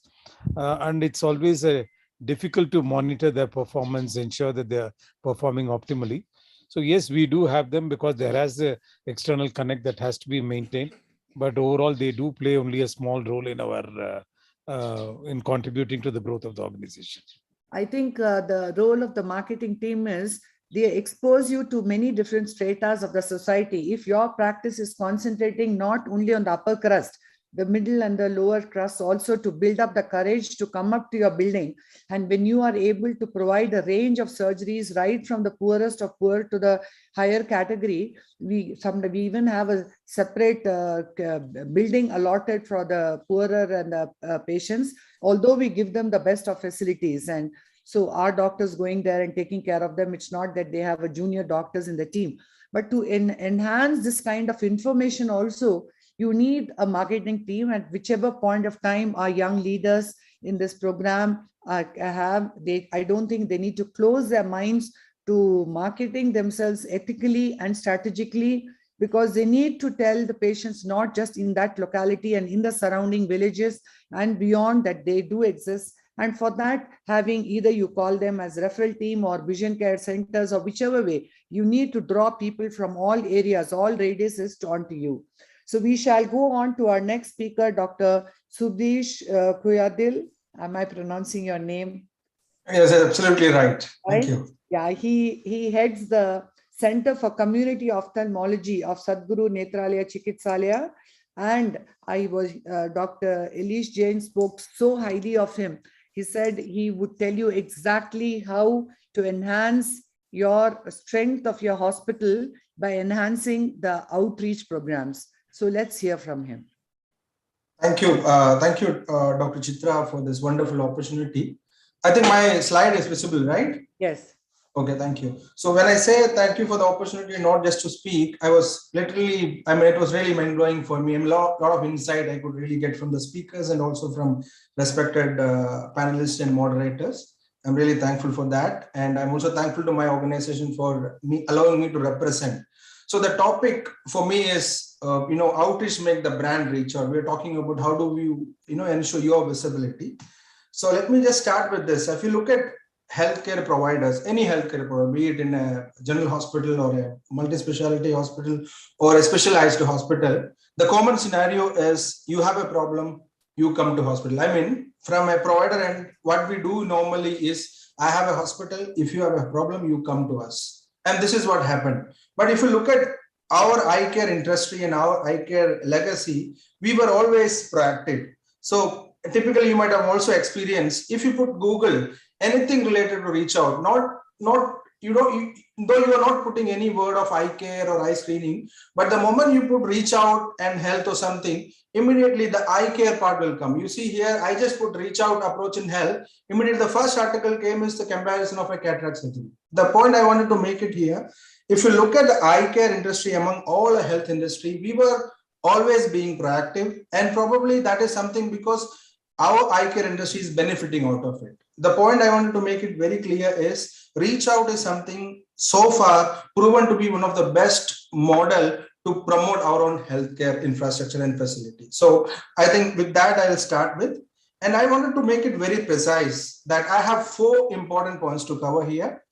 When we talk about reach out program, if I talk about bigger organization reach out program, like what Arvind do, what Shankara do, what Sadhguru do, probably a lot of budding ophthalmologists, small clinic practitioners and all, they will not get really appeal. So I'll talk about model definitely which will be used for or applicable for almost all segments of the people. I'll just off my video so that internet connectivity will not be an issue. And then I'll also talk about when you implement a program, if you're an organization which is small scale, how do you implement? If you're a clinician, you have only one room kind of a practice, how do you implement? It really matters. It really, you need to give a good thought on that. So I'll also talk about that model, then how do you implement with a purpose in mind, right? You will not do what a large level NGO do, you will not do what a large level eye hospital do, and it will vary from organization and individual perspective. And then the remaining 2 points, which is very crucial. If you look at today, many private practitioners or small hospital will not go for reach out because they have a perception that if I go and offer something for free, tomorrow everybody will come to my clinic and say, I need a free service. So this will be one thing which everybody get limited. No, I'll not do any charity because, I'll not go for any reach out, which predominantly looked as a free eye cams or free screening or free spectacle or whatever. So this is something really concerned. So let's also look at, is it really a sensible choice of brand building? Or is it really help us to achieve sustainable growth? Or else is it really going to collapse our internal system? So I will have these 4 important points to cover. And I'll give the insight based on our own experience. Like what I'm saying is, whenever I give an example, I try to relate with my organization. So I don't really look theoretical. I don't want to really confuse with things. So probably I'll go with this organization example so that you can really relate and you can really understand. And if you look at the organization today, it is one of the largest rural eye care provided with NABH certification. And when I say largest, we do serve more than 1 million patients every year. And it's not just a quantity, equality also, like I said, the NABH accreditation, then one of the largest IoT complex. So this is what the organization been doing. So with that organization, few example, I'll try to cover first 2 things, which is what are the models we can really use, and when we use or when we implement, what are the things we really have to look into. So let's look at these 2 points. When we talk about reach out program, you see one predominantly look at immediately is an eye screening cam where probably you do for cataract and refractive error. And then you also have a lot of focus approach for children, like be it a school screening program or be it a pre-primary school screening or whatever you do. And you also have vision center. This is one of the greatest thing now almost all organizations are vocal for, because there was a time in COVID where government banned all the outreach programs. So this was a time people realized, no, we should have had vision center so that we at least get referral from those difficult times. And you also have now people are talking about diabetic retinopathy. I was really realizing, and now today more than diabetologists, we are concerned whether a person has a diabetic or not, because we wanted to then see he's having a diabetic retinopathy or not. So this is what we as an eye care fraternity carry. So this has kind of small, I would say the major program which usually go with. So let's see how do we implement and what are things we really think when you implement. So that's why I'm saying it's important to see a program and also to see how it is going to be beneficial to my practice. Maybe I have a small clinic, maybe I have a small hospital, maybe I have a big hospital, whatever way. But I think we really have to think thoroughly what we are going to do. So I just wanted to highlight these 5 important points. Why do we reach out? And I think that clarity has to come in. And if you can bring that clarity into yourself, then probably reach out is going to be beneficial for you. One, it's always important. I think in our journey also, I'll come in with the latest stages. When you add a lot of facilities, when you increase your strength, it's always important when you go out and speak about it, because you can't really always wait. Word of mouth will happen. One person will come and he is happy. Then you go for 5 people. This is also equally important, but I think somewhere we need to be proactive. And this is really going to be a competitive environment, and we are in. So probably we should do that for that. And second, when you collaborate with people, when you reach out, you can't do everything by yourself. I think here comes the crux, because if you look at internal conversion or internal practices, whatever, where you are solely relying on yourself. When you go out, there you will have people to deal with, people to make them understand. So you become more competent. So that is second point. And third, when do you go for a screening for any program, that means you're kind of giving a sense of it. Like in school screening, what do? We go to school, we make them identified. And the moment we identify the children have a problem, then they go to their family, the parents get alerted, they come to your hospital. So this is something you give a hint so that people also become more proactive on their health needs. And then also you need to reach out certain time to retain existing clientele, which I also talk about detail.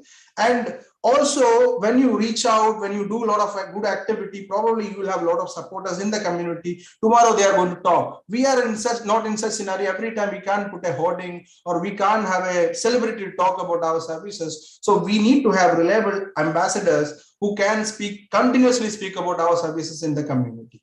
So I'm coming to that one. How do we reach out effectively? So now look at the normal screening camps where you have a target population. So at least in that area, the people are going to know about your services.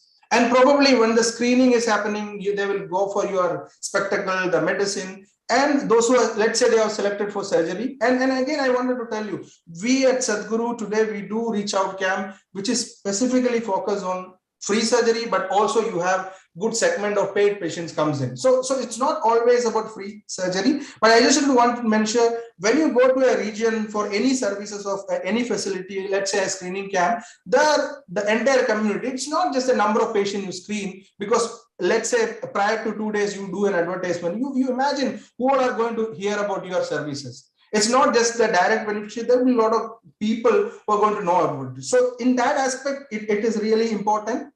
And second, like I mentioned you again about the school screening camp, when you go to a school where people come to know about your dedicated facility for the children, and then children are just not connected. They have teachers, the school authorities, then their parents, of course. There is a larger group you're covering. So imagine if private practitioners, there is a nearby school, they never do any charity or they never do any reach out program. Just target on that 200 children. But that is going to be big advertisement for you, and that is going to be a big marketing for you. And other side of it is, we also know vision is going to be crucial for all the children. So one side of it, you're also satisfying yourself, and by doing a greater service, which you are bound to do when we all go for a medical degree. But other side of it, you're getting a good popularity, you're getting a good visibility. Oh, they have a good facility. They have assessed our children very well, given spectacle, children are very happy. Probably once after a month, one spectacle broken, the parent came with the children to your house clinic, then you had an interaction. The next month they have an operation for their mother. They might have called you, okay, I'll come to you. So these all things are connected, and probably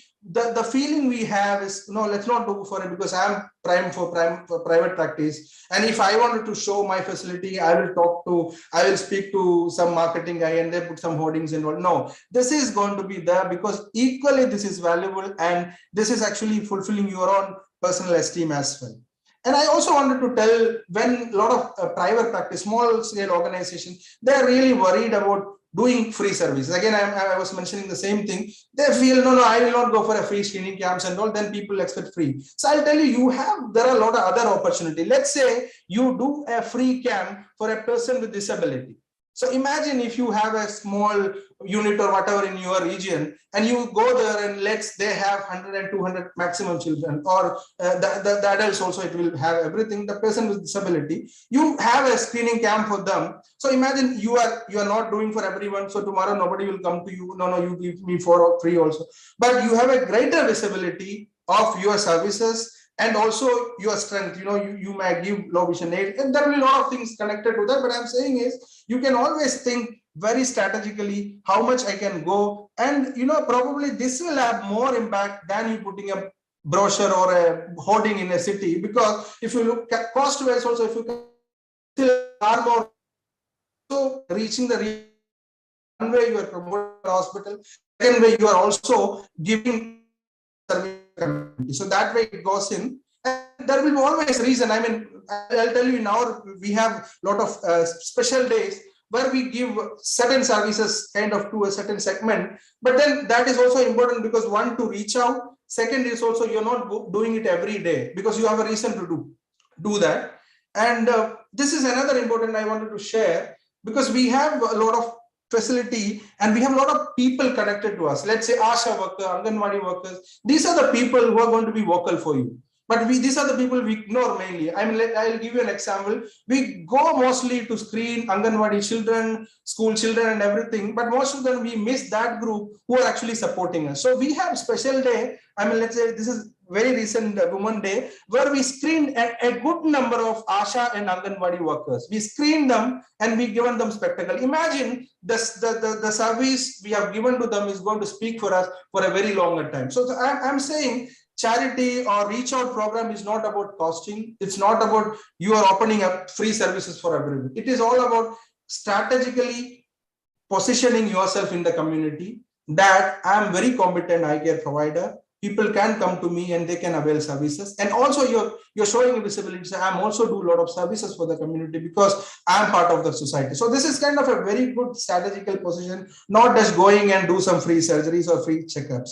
And I would say probably this is one of the biggest strengths we have. Whatever way we have grown, only because we could really ensure community is participating. And I remind you that community is participating you only because they're somehow realizing you are working for the community. And I'm coming to that.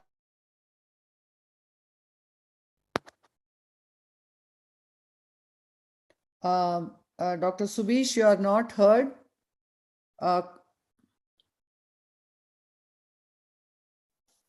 Dr. Subish, I think your network has gone. Yes, we cannot hear him. We cannot hear him. Yeah, wonderful talk it was. I hope he's able to get back. I hope he must have realized, I think. I don't know, I think I should call him. Has he come back? No, I think he's disconnected now. Oh, okay. I think we'll have to. Till the time he comes back. I think we can go on to the. No, I'm just making one call to him. Just give me a second. Hello? Yes, ma'am. Yeah, no. Yeah, I'm so sorry. Yeah, can you? Yeah.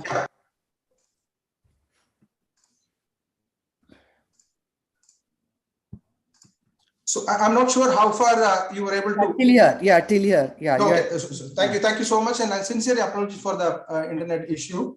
Yeah. So I was saying, in one way, like, you have basic facility, but as soon as you added facility, like the other speakers also talking about the newer version of cataract specialty and everything. So as soon as you open up, I think probably this is also an opportunity for to make it visible. So let's say, like, we go for diabetic retinopathy camps and you make people aware. And I'll tell you my own experience. There are a lot of people in our region, including, they say, oh, aapke paas, you have that facility. I was going to that place. I was going to this place. So probably this all will help you out to keep on ensuring that your message, your facility is being visible to entire region, not just for the few segment. And this is all about collaboration, like the diabetic retinopathy camp you do with the medical associations and all. Probably that is going to help us. And I would say reach out is going to be a crucial thing and going to be really vital and supportive, because most of it is not really cost intensive. You know, when you also might have realized, when you have a clinic or a small hospital, when you invite a marketing guy or anybody, the moment you discuss with them, you can see, you know, the budget they put is something, you say, no, let me call you after few years back. So this reach out strategy is not going to be cost intensive. There are a lot of opportunities that are there, wherein which you get your patient info in a very strategical way. And then we also have Vision Center. I talked about that. Today we have 89 Vision Center. I just wanted to mention, it's not to show the number, but I say you, now you have 89 places to reach out with your facility. I just wanted to talk on that. Vision centers are going to be the biggest referral and representation. And I tell you one thing, opening up a Vision Center is not really capital intensive. You can, very small amount of thing, you can open a Vision Center.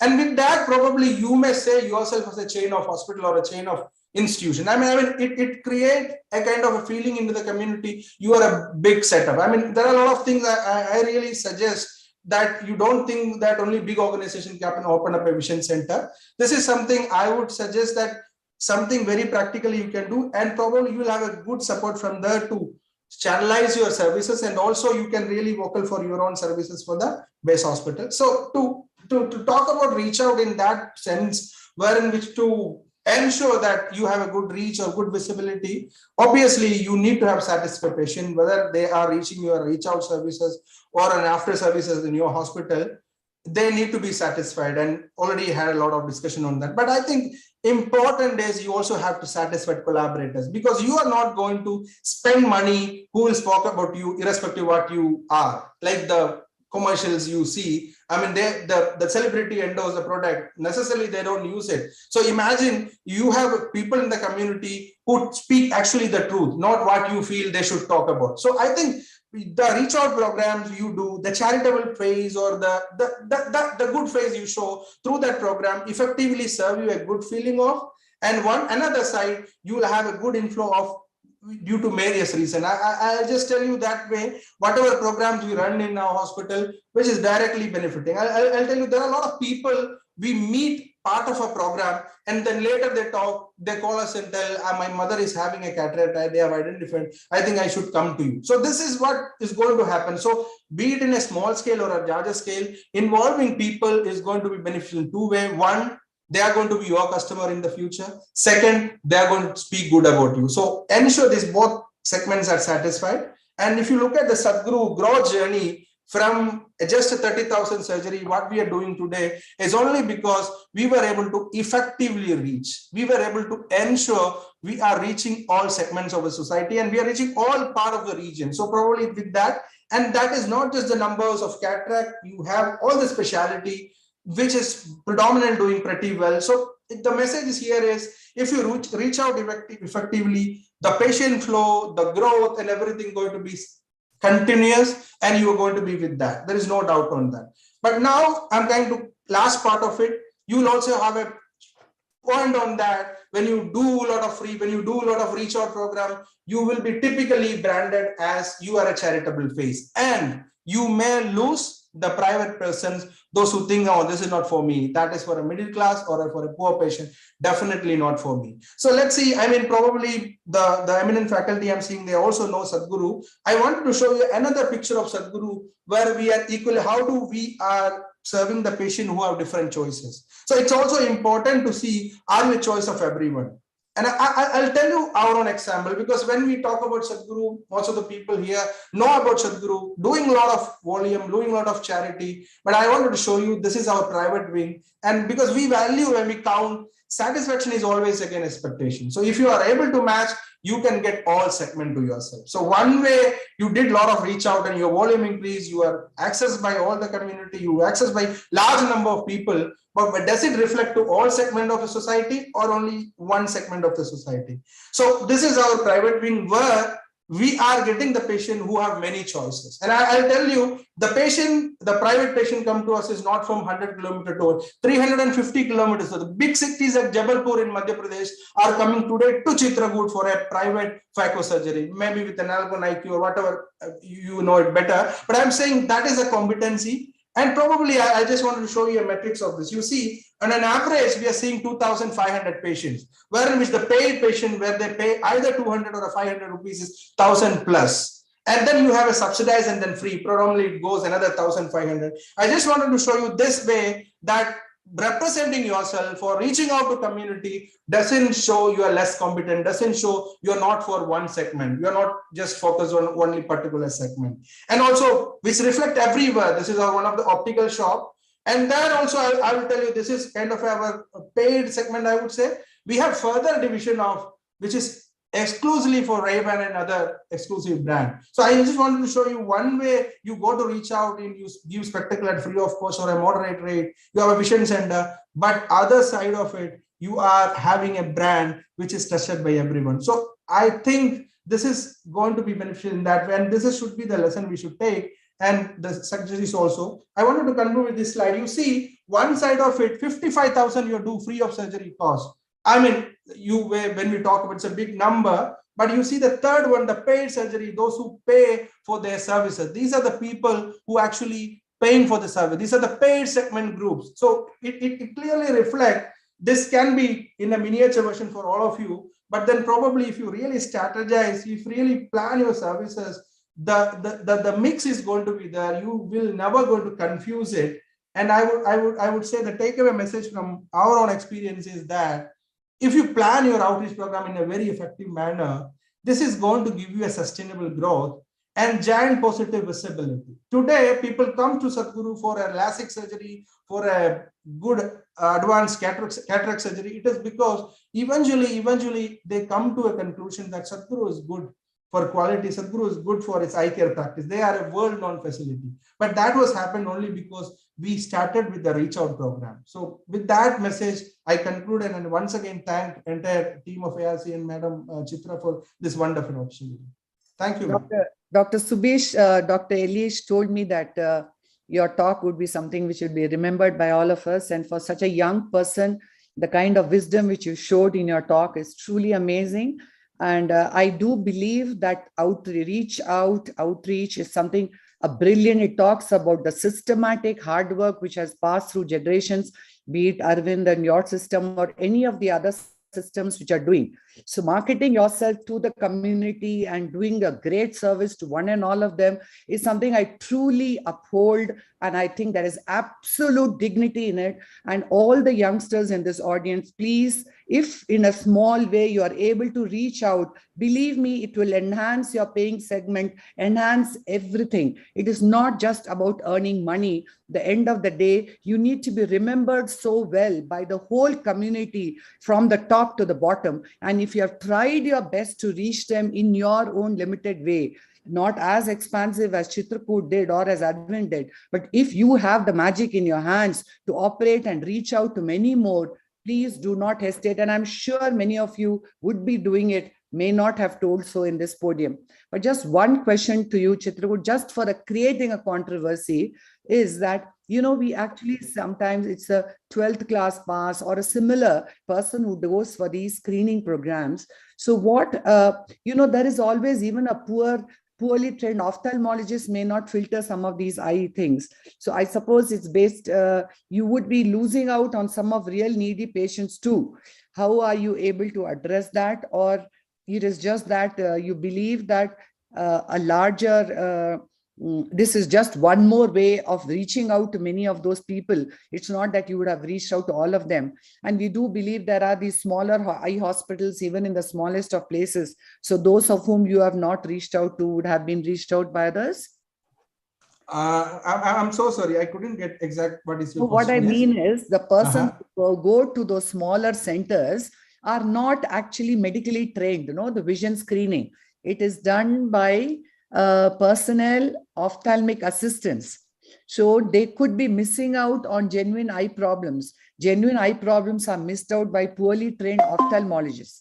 So that is a small aspect. Okay. I mean, I would say like those who go to this field, they have a minimum 5 years experience in the hospital. They have, firstly, they have 3 years of proper ophthalmic assistant program. And follow to that, 5 years they work in the hospital, then only they go to the field. This is the standard of practice, but I do respect your views on that. But to the best, what we do is we ensure they're thoroughly trained and they have enough number of experience in the field, in the hospital, with the supervision of doctors. So this is one thing we practice. We don't send a junior person to the field. Yes, very good. Amazing talk. And each talk was so different and gave us so much of insight. I wish I could have had the whole of Indian ophthalmologists over the entire country watching it. Anyway, it would be put on YouTube. We shall now go on to our last speaker, Shreyas Ramamurthy, who is a consultant, cataract, cornea, and refractive services from the Eye Foundation group of hospitals. And he has been showing not just dynamism in his surgeries and versatility in his dealing with patients, but he's been doing a great job as an administrator too. And he's going to be telling us about digital marketing, how to get it started. So on to you, Shreyas. Thank you so much for having me over. At the outset, I would really like to congratulate Mr. Subhish for a wonderful talk. And really, I mean, I think all of us, learned from the talk and echoed with most of the points that he made. And until very recently, I think even in our own organization, doing outreach camps, doing camps at different screening camps at schools, different organizations, in partnership with NGOs, Alliance, Rotary.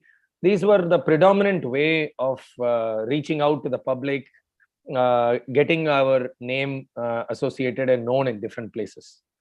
But over the last few years, there has been a complementary shift towards also attending to a lot of digital marketing. And while there is a lot of depth to this digital marketing, I'll just cover the salient aspects, and maybe we could, if time permits, discuss in greater depth. And I would have to say now that after having done this for a few years, I truly believe that this is complementary. I'm not saying one versus the other. Definitely ground level, outreach programs, camps, ground level marketing is extremely important. But definitely the digital presence does add to both segments of your marketing. So why is it that we need a digital presence? Because nowadays, be it rich or poor, upper class, middle class, lower class, almost everyone, thanks to so much advancement in technology, low cost smartphones which are available, low cost 4G connections which are available, almost everybody has access to online networks and social media. And it has become extremely important. The way we consume news, the way we work, the way we get entertainment, everything has moved from the print to the digital media. So this shift is where it's really becoming important that for you to reach out to the people, it's extremely important that you are active digitally as well. This is a simple graph taken a couple of years back from the US, where they showed that the overall digital marketing spend has far outstripped that of the traditional spend in the last 3 years alone. And this is going to go on increasing. As I mentioned earlier, as we consume more and more information digitally, our spend is also increasing. And definitely, we will see that we are able to reach a wider audience through the digital media. Ophthalmology alone, if you see, the trends are increasing month on month and year on year. And especially if you see among the total users, vast majority of them are through the mobile. Whatever keywords, whatever search volume that you look into, majority of them are accessing these information through their cell phones. And I'll come back to this on why it's extremely important. Now, there are two ways. One is, of course, the organic marketing, and second is the inorganic marketing. Organic marketing is extremely important, that you go on doing certain activities, which I'll talk about, which may be a little slow to build on, but that gives you a sustained result. Inorganic is again necessary, especially if you're opening a new center, for you to have quick returns. But that has to be complemented with good organic activity as well, because if you don't do so, you will not get a sustained result. But the inorganic is important in ensuring that you are, through this paid marketing, that you are able to create an awareness in a shorter period of time. Now, we're at the forefront of this digital marketing is having a vibrant and responsive and light website. And today, being a lightweight is important in all areas and in the digital footprint as well. How quickly your website opens up is extremely important.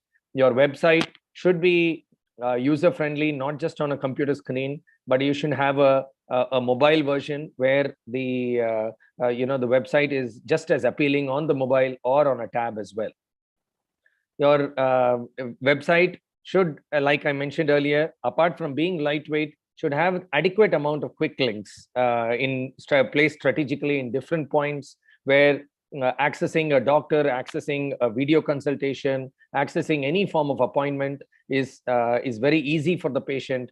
Lesser the number of clicks required for the patient to get to the final destination, the faster that you will see that the lesser number of dropouts that you will see from the number of people reaching your website. Also, website, apart from giving basic information, also by linking either to Google or various updates, it's important that you keep updating your website, whether it's regard to user experience or whether it is patient experience, whether it is different events being conducted at your hospital. It's important that you keep your website dynamic and ensure that there is constant updation. As I mentioned earlier, a vast majority of the traffic, this is just traffic of one particular center in a month, and this is 86 to 90% of the traffic to our website is through mobile, and this will be consistent for almost all websites in general. And it's important that your website is mobile friendly, and the links, the quick links which you provide in your website are mobile friendly as well. So let us quickly go over to the different avenues of digital marketing and how we can utilize each of these things.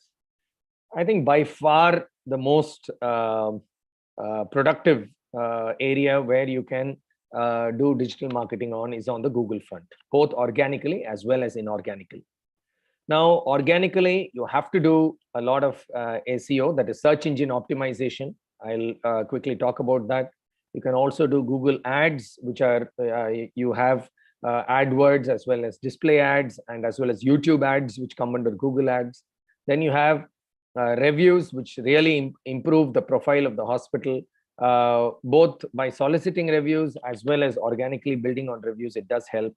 And at the end of the day, something a very, very important feature which Google provides is the Google Analytics as well, which really helps you to break down and understand what's working and what's not working for you. Now, quickly talking about SEO, it's extremely important that improving over a period of time, that you organically improve your backlinks, do a good search engine optimization, that for a very common keyword that your hospital should be known.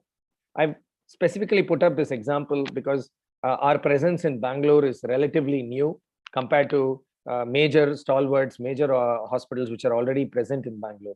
But by doing good sustained organic activity, you can bring up your hospital even in important, very generic keywords like eye hospital. And that is extremely important in ensuring that patients who are searching are see your name in the first few links. And it becomes important that you also analyze what keywords that you optimize for. It's important that you look at what is the average monthly search for the important keywords, and based on those searches, optimize your website and work on those keywords. SEO is slowly reducing in importance also because of the innumerable number of ads that are now going up on Google. Google ads are also quite inexpensive, but because the ads pop up first, if a particular keyword, however hard you work on optimizing it, but if an ad is put up, that does show up first. Yes, it does have the prefix of an ad there, but very often patients do click on it. And we do see that the amount of traffic coming through inorganic and organic to the website can also be separated, and you can actually further analyze it using Google Analytics. And you will see your inorganic ads also quickly bring in a lot of websites. This becomes extremely important in newer centers. In older centers, possibly you would have developed enough backlinks and organically grown. But for newer centers, these inorganic Google AdWords become extremely important. Apart from this, organically to improve your website ranking and score, you also need to continuously update content, put blogs on different sites like Quora is a good example of that. Content writing is also extremely important part of SEO activities, which again improves the profile and image. These are just a couple of screenshots of backlinks which are provided. The other important aspect which I want to talk about is reviews. So because reviews are so intricately linked between what is being projected, even when you see both in maps, as soon as you type a particular keyword, the maps come in, the reviews come in, and the links also come in. All of them appear in a single screen, especially on a desktop. And that is somewhere where having a good number of reviews, having a good star rating does appeal to patients nowadays, because it is the culture now. It's the predominant culture, whether they are looking at going to a restaurant, going to a hospital, or wanting to buy a particular product on Amazon or any website. I think reviews are something which people are looking at nowadays, and it's important that all of us work towards building the number of reviews. And it is a soft marketing tool which does ensure that you have increased traffic. You also see a lot of feedback through these reviews. You see what was good, what was positive, what was negative, what is it that you need to improve inside your hospital when you look at reviews. Something as simple as your own canteen services, which you may not be thinking of it as an important aspect, is something which a patient would have written about. There are so many subtle improvements in our own setup and services that we have brought in based on these reviews and feedbacks. Google Analytics is an invaluable tool. At every point, this is just analytics of your website. It gives you great detail about a number of visitors per week, per month to your website. What is the amount of time they've spent in, what is the bounce rate, and how long they have been there.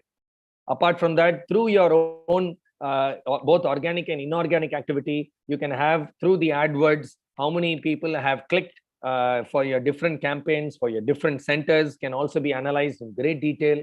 The number of calls coming in both through your organic Google, that is Google My Business, as well as through your inorganic advertisements and other things, the number of calls coming in can be analyzed. And there's a wealth of information that is available, which helps you to tweak each and every campaign that you're running. The kind of clicks, the cost per click, each of these can be analyzed specifically, and each of these campaigns can be utilized very, very well. Apart from Google, of course, I'll come to YouTube separately, but the other two avenues that we can use very frequently are Instagram and Facebook. Of course, Twitter is also gaining in prominence, but Instagram, Facebook, and LinkedIn are areas which is definitely gaining more traction. Social media posts can be just basic awareness creating posts, just to keep your Facebook profile active. There are some posts which are made, some which are advertisements, some which are lead generating, some which are not necessarily just lead generating, some which may be just awareness creation. And it is important to have a mix of these. We shouldn't just be in one or the other. One of the benefits of doing Facebook or any of these social media websites is that you have a highly targeted and defined audience that you can reach out to. It can be within a very confined geographic area. You can choose a language, especially because our presence is entirely in South India. It's important that we reach out to the vernacular population in different South Indian languages, the age profile, the income levels, the interests that they have, what they have previously liked, shared, and based on that, you can tweak the audience to which your ad should go to. And all this makes your reach, the conversion from impressions to clicks to reaching your website, and finally patients landing up in your hospital. All of these can be tweaked over a period of time. So like I said, a range of just awareness ads, offers, vernacular ads, all of these can be particularly used. And it's extremely important that we have reach out to the population in the language of their choice. YouTube is really gaining in prominence. Might be slightly less organized than what, less mature than what Google AdWords and Google display campaigns have become, but still it is definitely an area which is really gaining a lot of traction.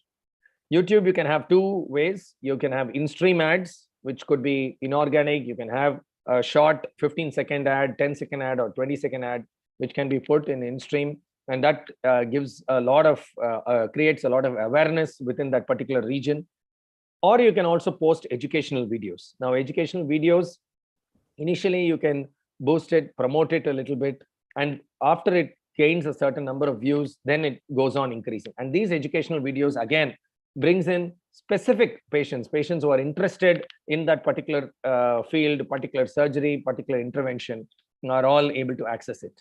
And again, you get great detail from YouTube as well, thanks to Google. You get to know how many people, this is just on a particular day, your YouTube videos, how many impressions they have created, how many views you have generated in a single day, what is the video view rate, what is the percentage of video that they have seen, how many people have seen up to 25% of your video, 50%, 75, and 100. A smaller, and this also helps you to analyze and judge what type of video has to be posted where.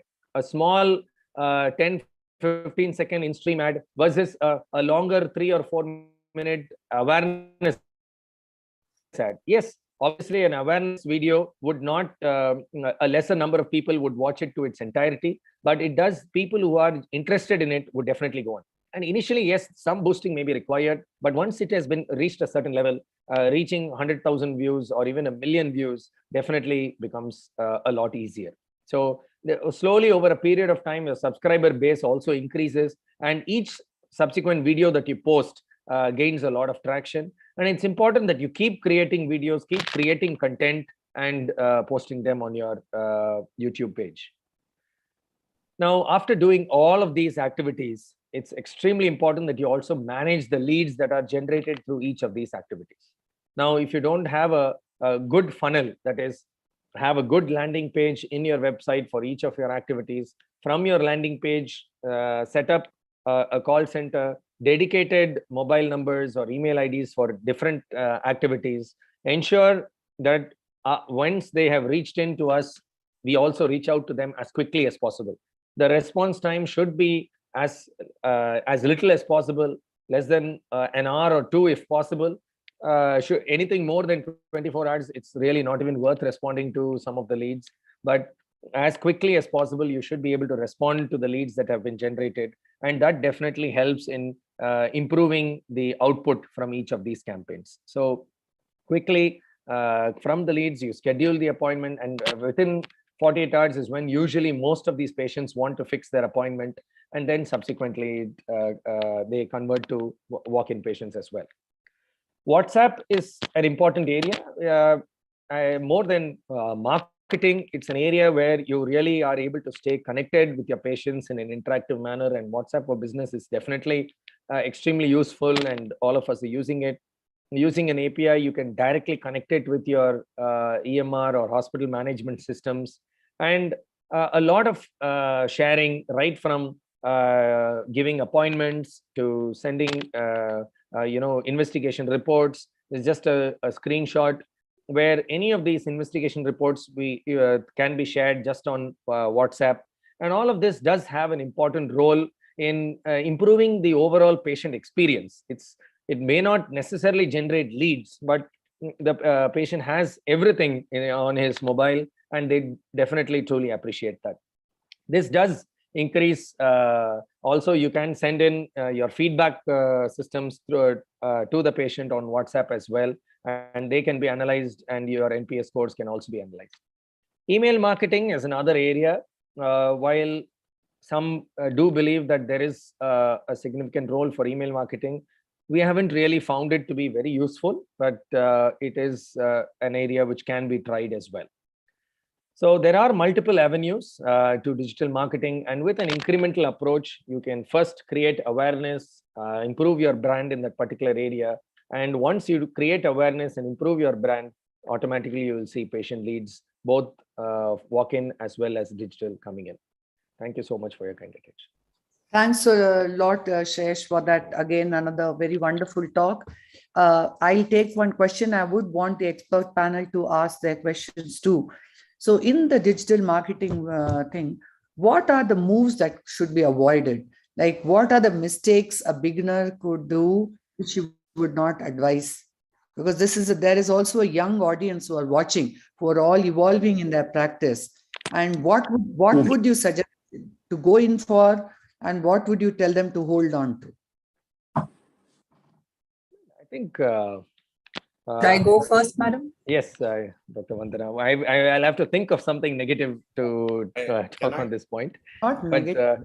I would say there are a lot of positives to be gained from this. I mean, in the sense, whether it is your Google ads or YouTube educational videos or content on the social media, there is a lot of positives that do come in.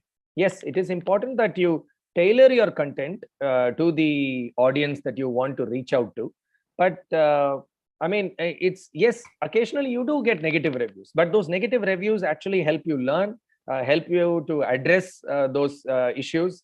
And no hospital can say that they never get negative reviews.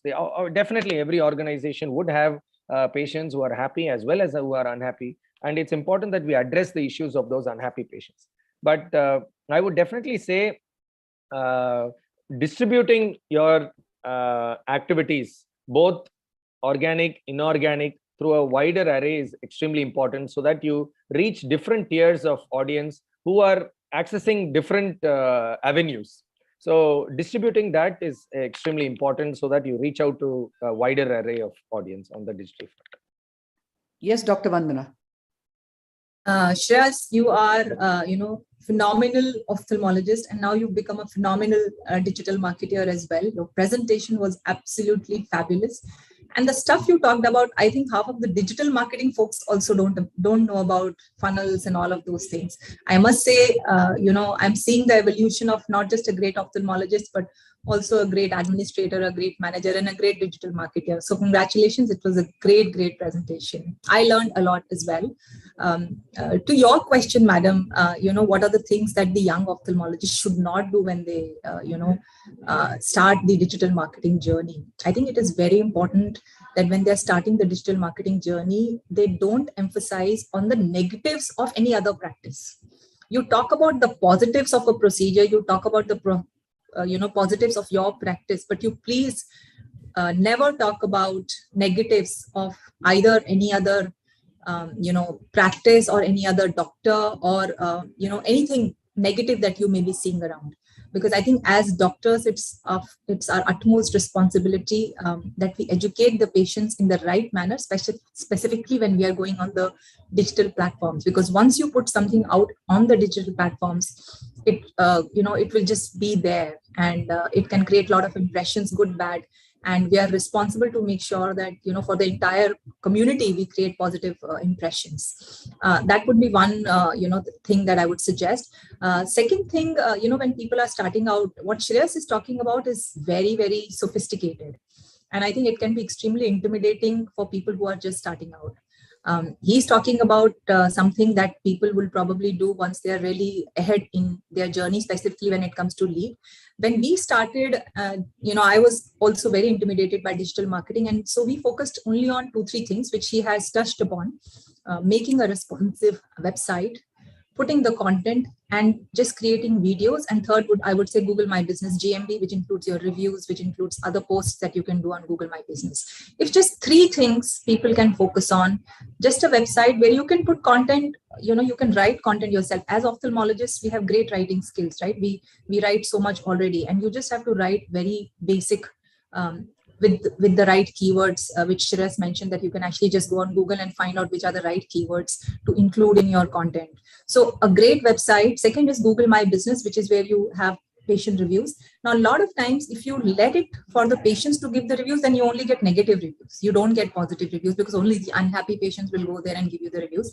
It's important that you train your staff that any patient who's happy, that they actually go and request. So solicit, reviews, which also Shreyas has mentioned. That soliciting reviews is extremely important, because otherwise, happy patients sometimes just miss giving you reviews. So please definitely do that. That's very easy to do. Even if you have just one receptionist in your setup and it's just 2 people in your whole organization, you can still get those reviews. And of course, the third would be just creating videos.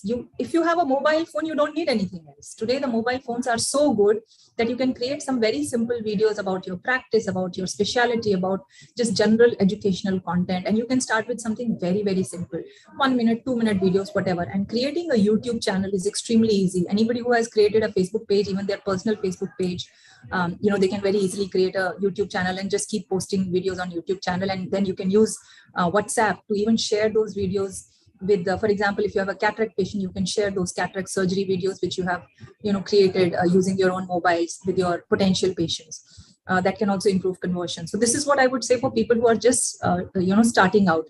Otherwise, of course, Shreyas has shared a lot of things that can be done in digital marketing. Anything? Yes, Dr. Kamal? I think, Shreyas, you put it beautifully. This topic is very, very close to my heart again.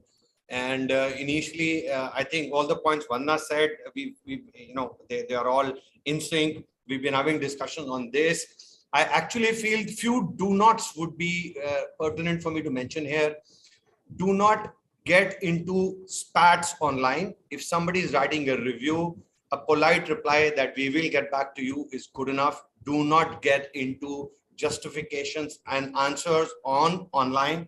This will be counterproductive. Always make sure that you have somebody in your team, like we have quality managers, but yes, you could have anybody in your team who's very good and smooth talker, very calm listener.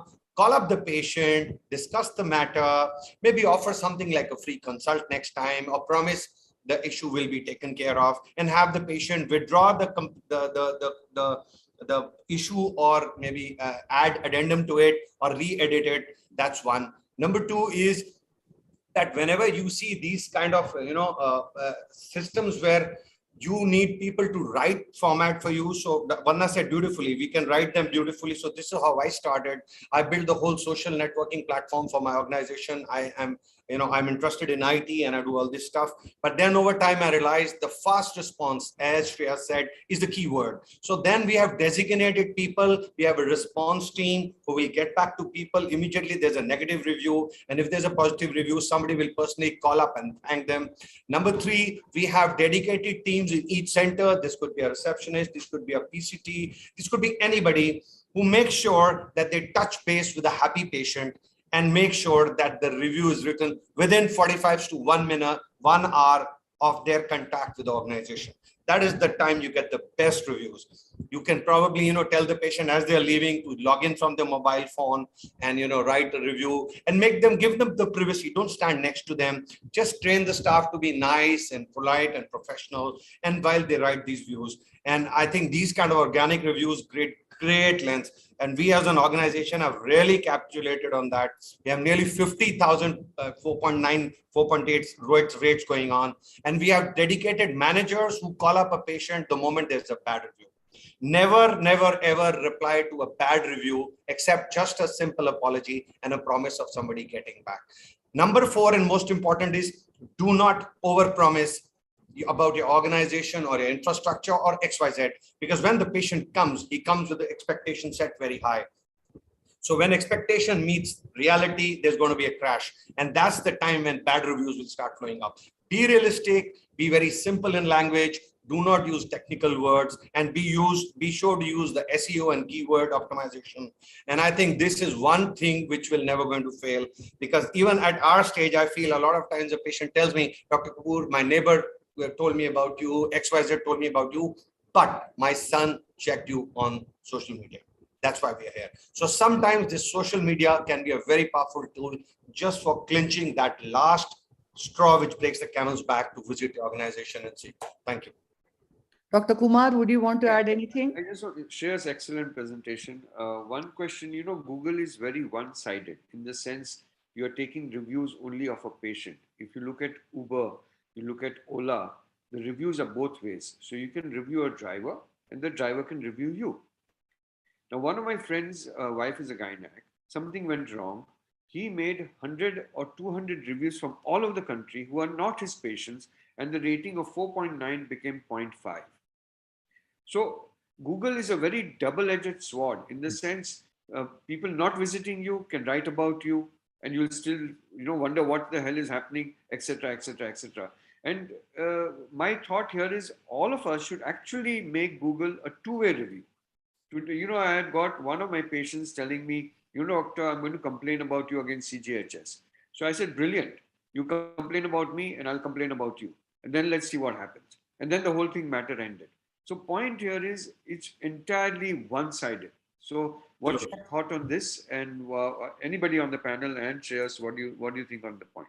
One point, Kumar, I'll add to you is that there are a lot of times the competition will AI bot you on your reviews.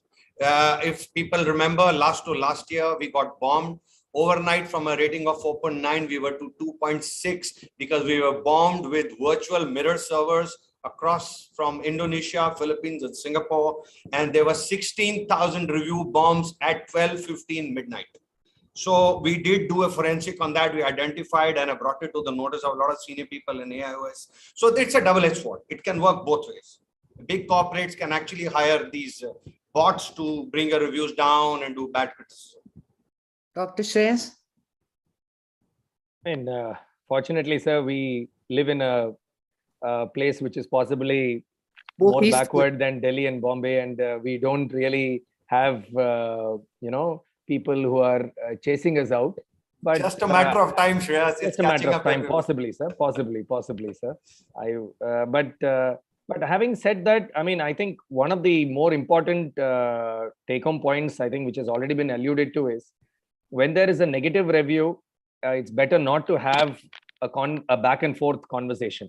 So even if a patient does tell you he's going to post something negative or has posted something negative, like has already been mentioned, I think it's important that we have a sophisticated person call them up, talk to them, address their concerns, and bring them back to the hospital, address them. And very often these patients do go back and edit or change or delete their reviews. And I think that would be a better way to managing this kind of negative feedback system. But overall, I think, the soliciting positive feedback. So that's another thing. It's very, it's near impossible to say that you will never get a negative feedback. But by soliciting positive feedbacks, you ensure that your negative to positive ratio is 50:1 or 70:1. Then it becomes all right. I mean, and actually, frankly, I find that it is more realistic if there are one or two complaints within in a review page. When somebody is writing, if there is everything is positive, somebody feel, some people feel that it's manufactured, that it's possibly not. How is it possible that everybody thinks that this hospital is great or this particular organization is great? So having one or two negative feedbacks is makes it realistic, and at the same time, I don't think it drives a patient away from that hospital just because they see one or two negative comments. And usually you will find that the negative comments are prolonged waiting time. So managing expectation is important, especially from these online patients. So one quick thing I would like to add is whenever we receive an online appointment or this thing, immediately an SMS and an email goes out to the patient, and then a phone call also goes out to them. The main thing that this phone call or email does is set the expectation of the patient. They are told that this is the time they'll come in and this is what will happen and this is when they'll see the doctor. So setting the overall expectation, make sure that the patient who comes in has a good experience and a happy experience. And generally, it's these online patients who are more willing to go back and write on online platforms and give good reviews as well. So managing these patients adequately is also important. Can I react to what Dr. Kumar said, madam? Yes. This is something which happened in one of my husband's organization. Exactly the thing that sir was talking about, that something went wrong and then suddenly bombarded with like 200 bad reviews from people who were not even your patients. Right now, Google actually has a service where you can contest a bad review if that particular person is not your client. Google reviews now as a service, as an eye hospital, we are a service delivery organization. If the person that we have served is unhappy and they go and post a review which is bad for us, then as she has mentioned, it can be easily handled. But if there are 200 people who are giving you negative reviews, you can actually contest back, specifically if they are not your clients, if they are not your customers and they are not your patients. And in case of my husband's organization, they contested it, saying that they got some 30 bad reviews in just one day. So they contested it and Google actually took down all of them. So you can actually go back to Google and contest it. Yes, but it takes a lot of time, I believe, madam, from what I've heard. It does, but there is a mechanism. Dr. Vanna, it used to. I remember 2 years ago, it took us nearly over a week to get it sorted out. And but it's not so bad now. That's what my IT team tells me now, that it's a little faster. It can be once you can prove the credentials. I think this kind of a mass bad review is difficult to handle and needs a different kind of approach.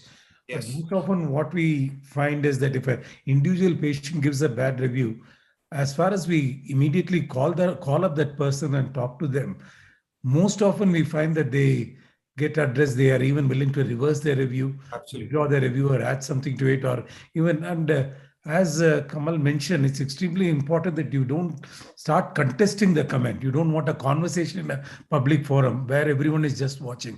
So you just cut it short. But overall, I think this has been a great morning of learning. And I personally learned a lot compared to 3 decades back when we started our practice. It's not just enough to know your stuff and do your surgeries. I think we are just service providers. No patient considers us gods. They look at us, they're paid something, they want to purchase a commodity from us. And we need to satisfy them in every respect. So whether be it internal marketing or having the right kind of staff and motivated people, and then subsequently the way you digitally market yourself, all of these become important. And unfortunately, this is not something which is included in the curriculum, whether in graduation or post-graduation. You find that when you come out of your medical course, most of us have a level playing field. But what demarcates one person from other, one practice from the other, is how they adapt this. I think, especially for the youngsters, the set of lectures we heard in the morning is extremely pertinent. And as far as you adapt and apply it in your own practice, at least in a small way to begin with, it will translate into very meaningful results. I actually feel, Dr. Ramurthy, such sessions should be made compulsory or mandatory in our conferences, at least 2-3 hours of such sessions, which are not actually taught in our textbooks or regular conferences. And I can tell you with the enthusiasm which we've seen over the last 3-4 years, the halls get full because people are looking out for this kind of learning and teaching. And unfortunately, it's never available in a capsule or a condensed form in a period of 1 to 2 hours. So, 3 cheers for Dr. Chitra for arranging such a session. And I'm sure people will be, benefiting from all the information which they're getting from here. And it is going to be a transformation in the way the practice is done. And if more sessions like this are happening, I am actually very excited to see what transformation it brings to Indian ophthalmology. Fantastic. Yeah. Thanks a lot. I think we are going to conclude now. I mean, it goes without saying, with amazing speakers and amazing expert panel, very rational and very tuned to what today's generation needs. It has been an amazing couple of hours or more. And I think all of us were very particular that my young, dear LDP candidates gain something from the morning spent amidst us. So thank you so much, expert panel. Thank you so much, dear speakers. You all did more than justice to your respective talks. And of course, we need to thank Sai and Manjula from Numerotech for sharing their Zoom link with us. And definitely a whole lot of thanks to my AIOS ARC team for always being with me.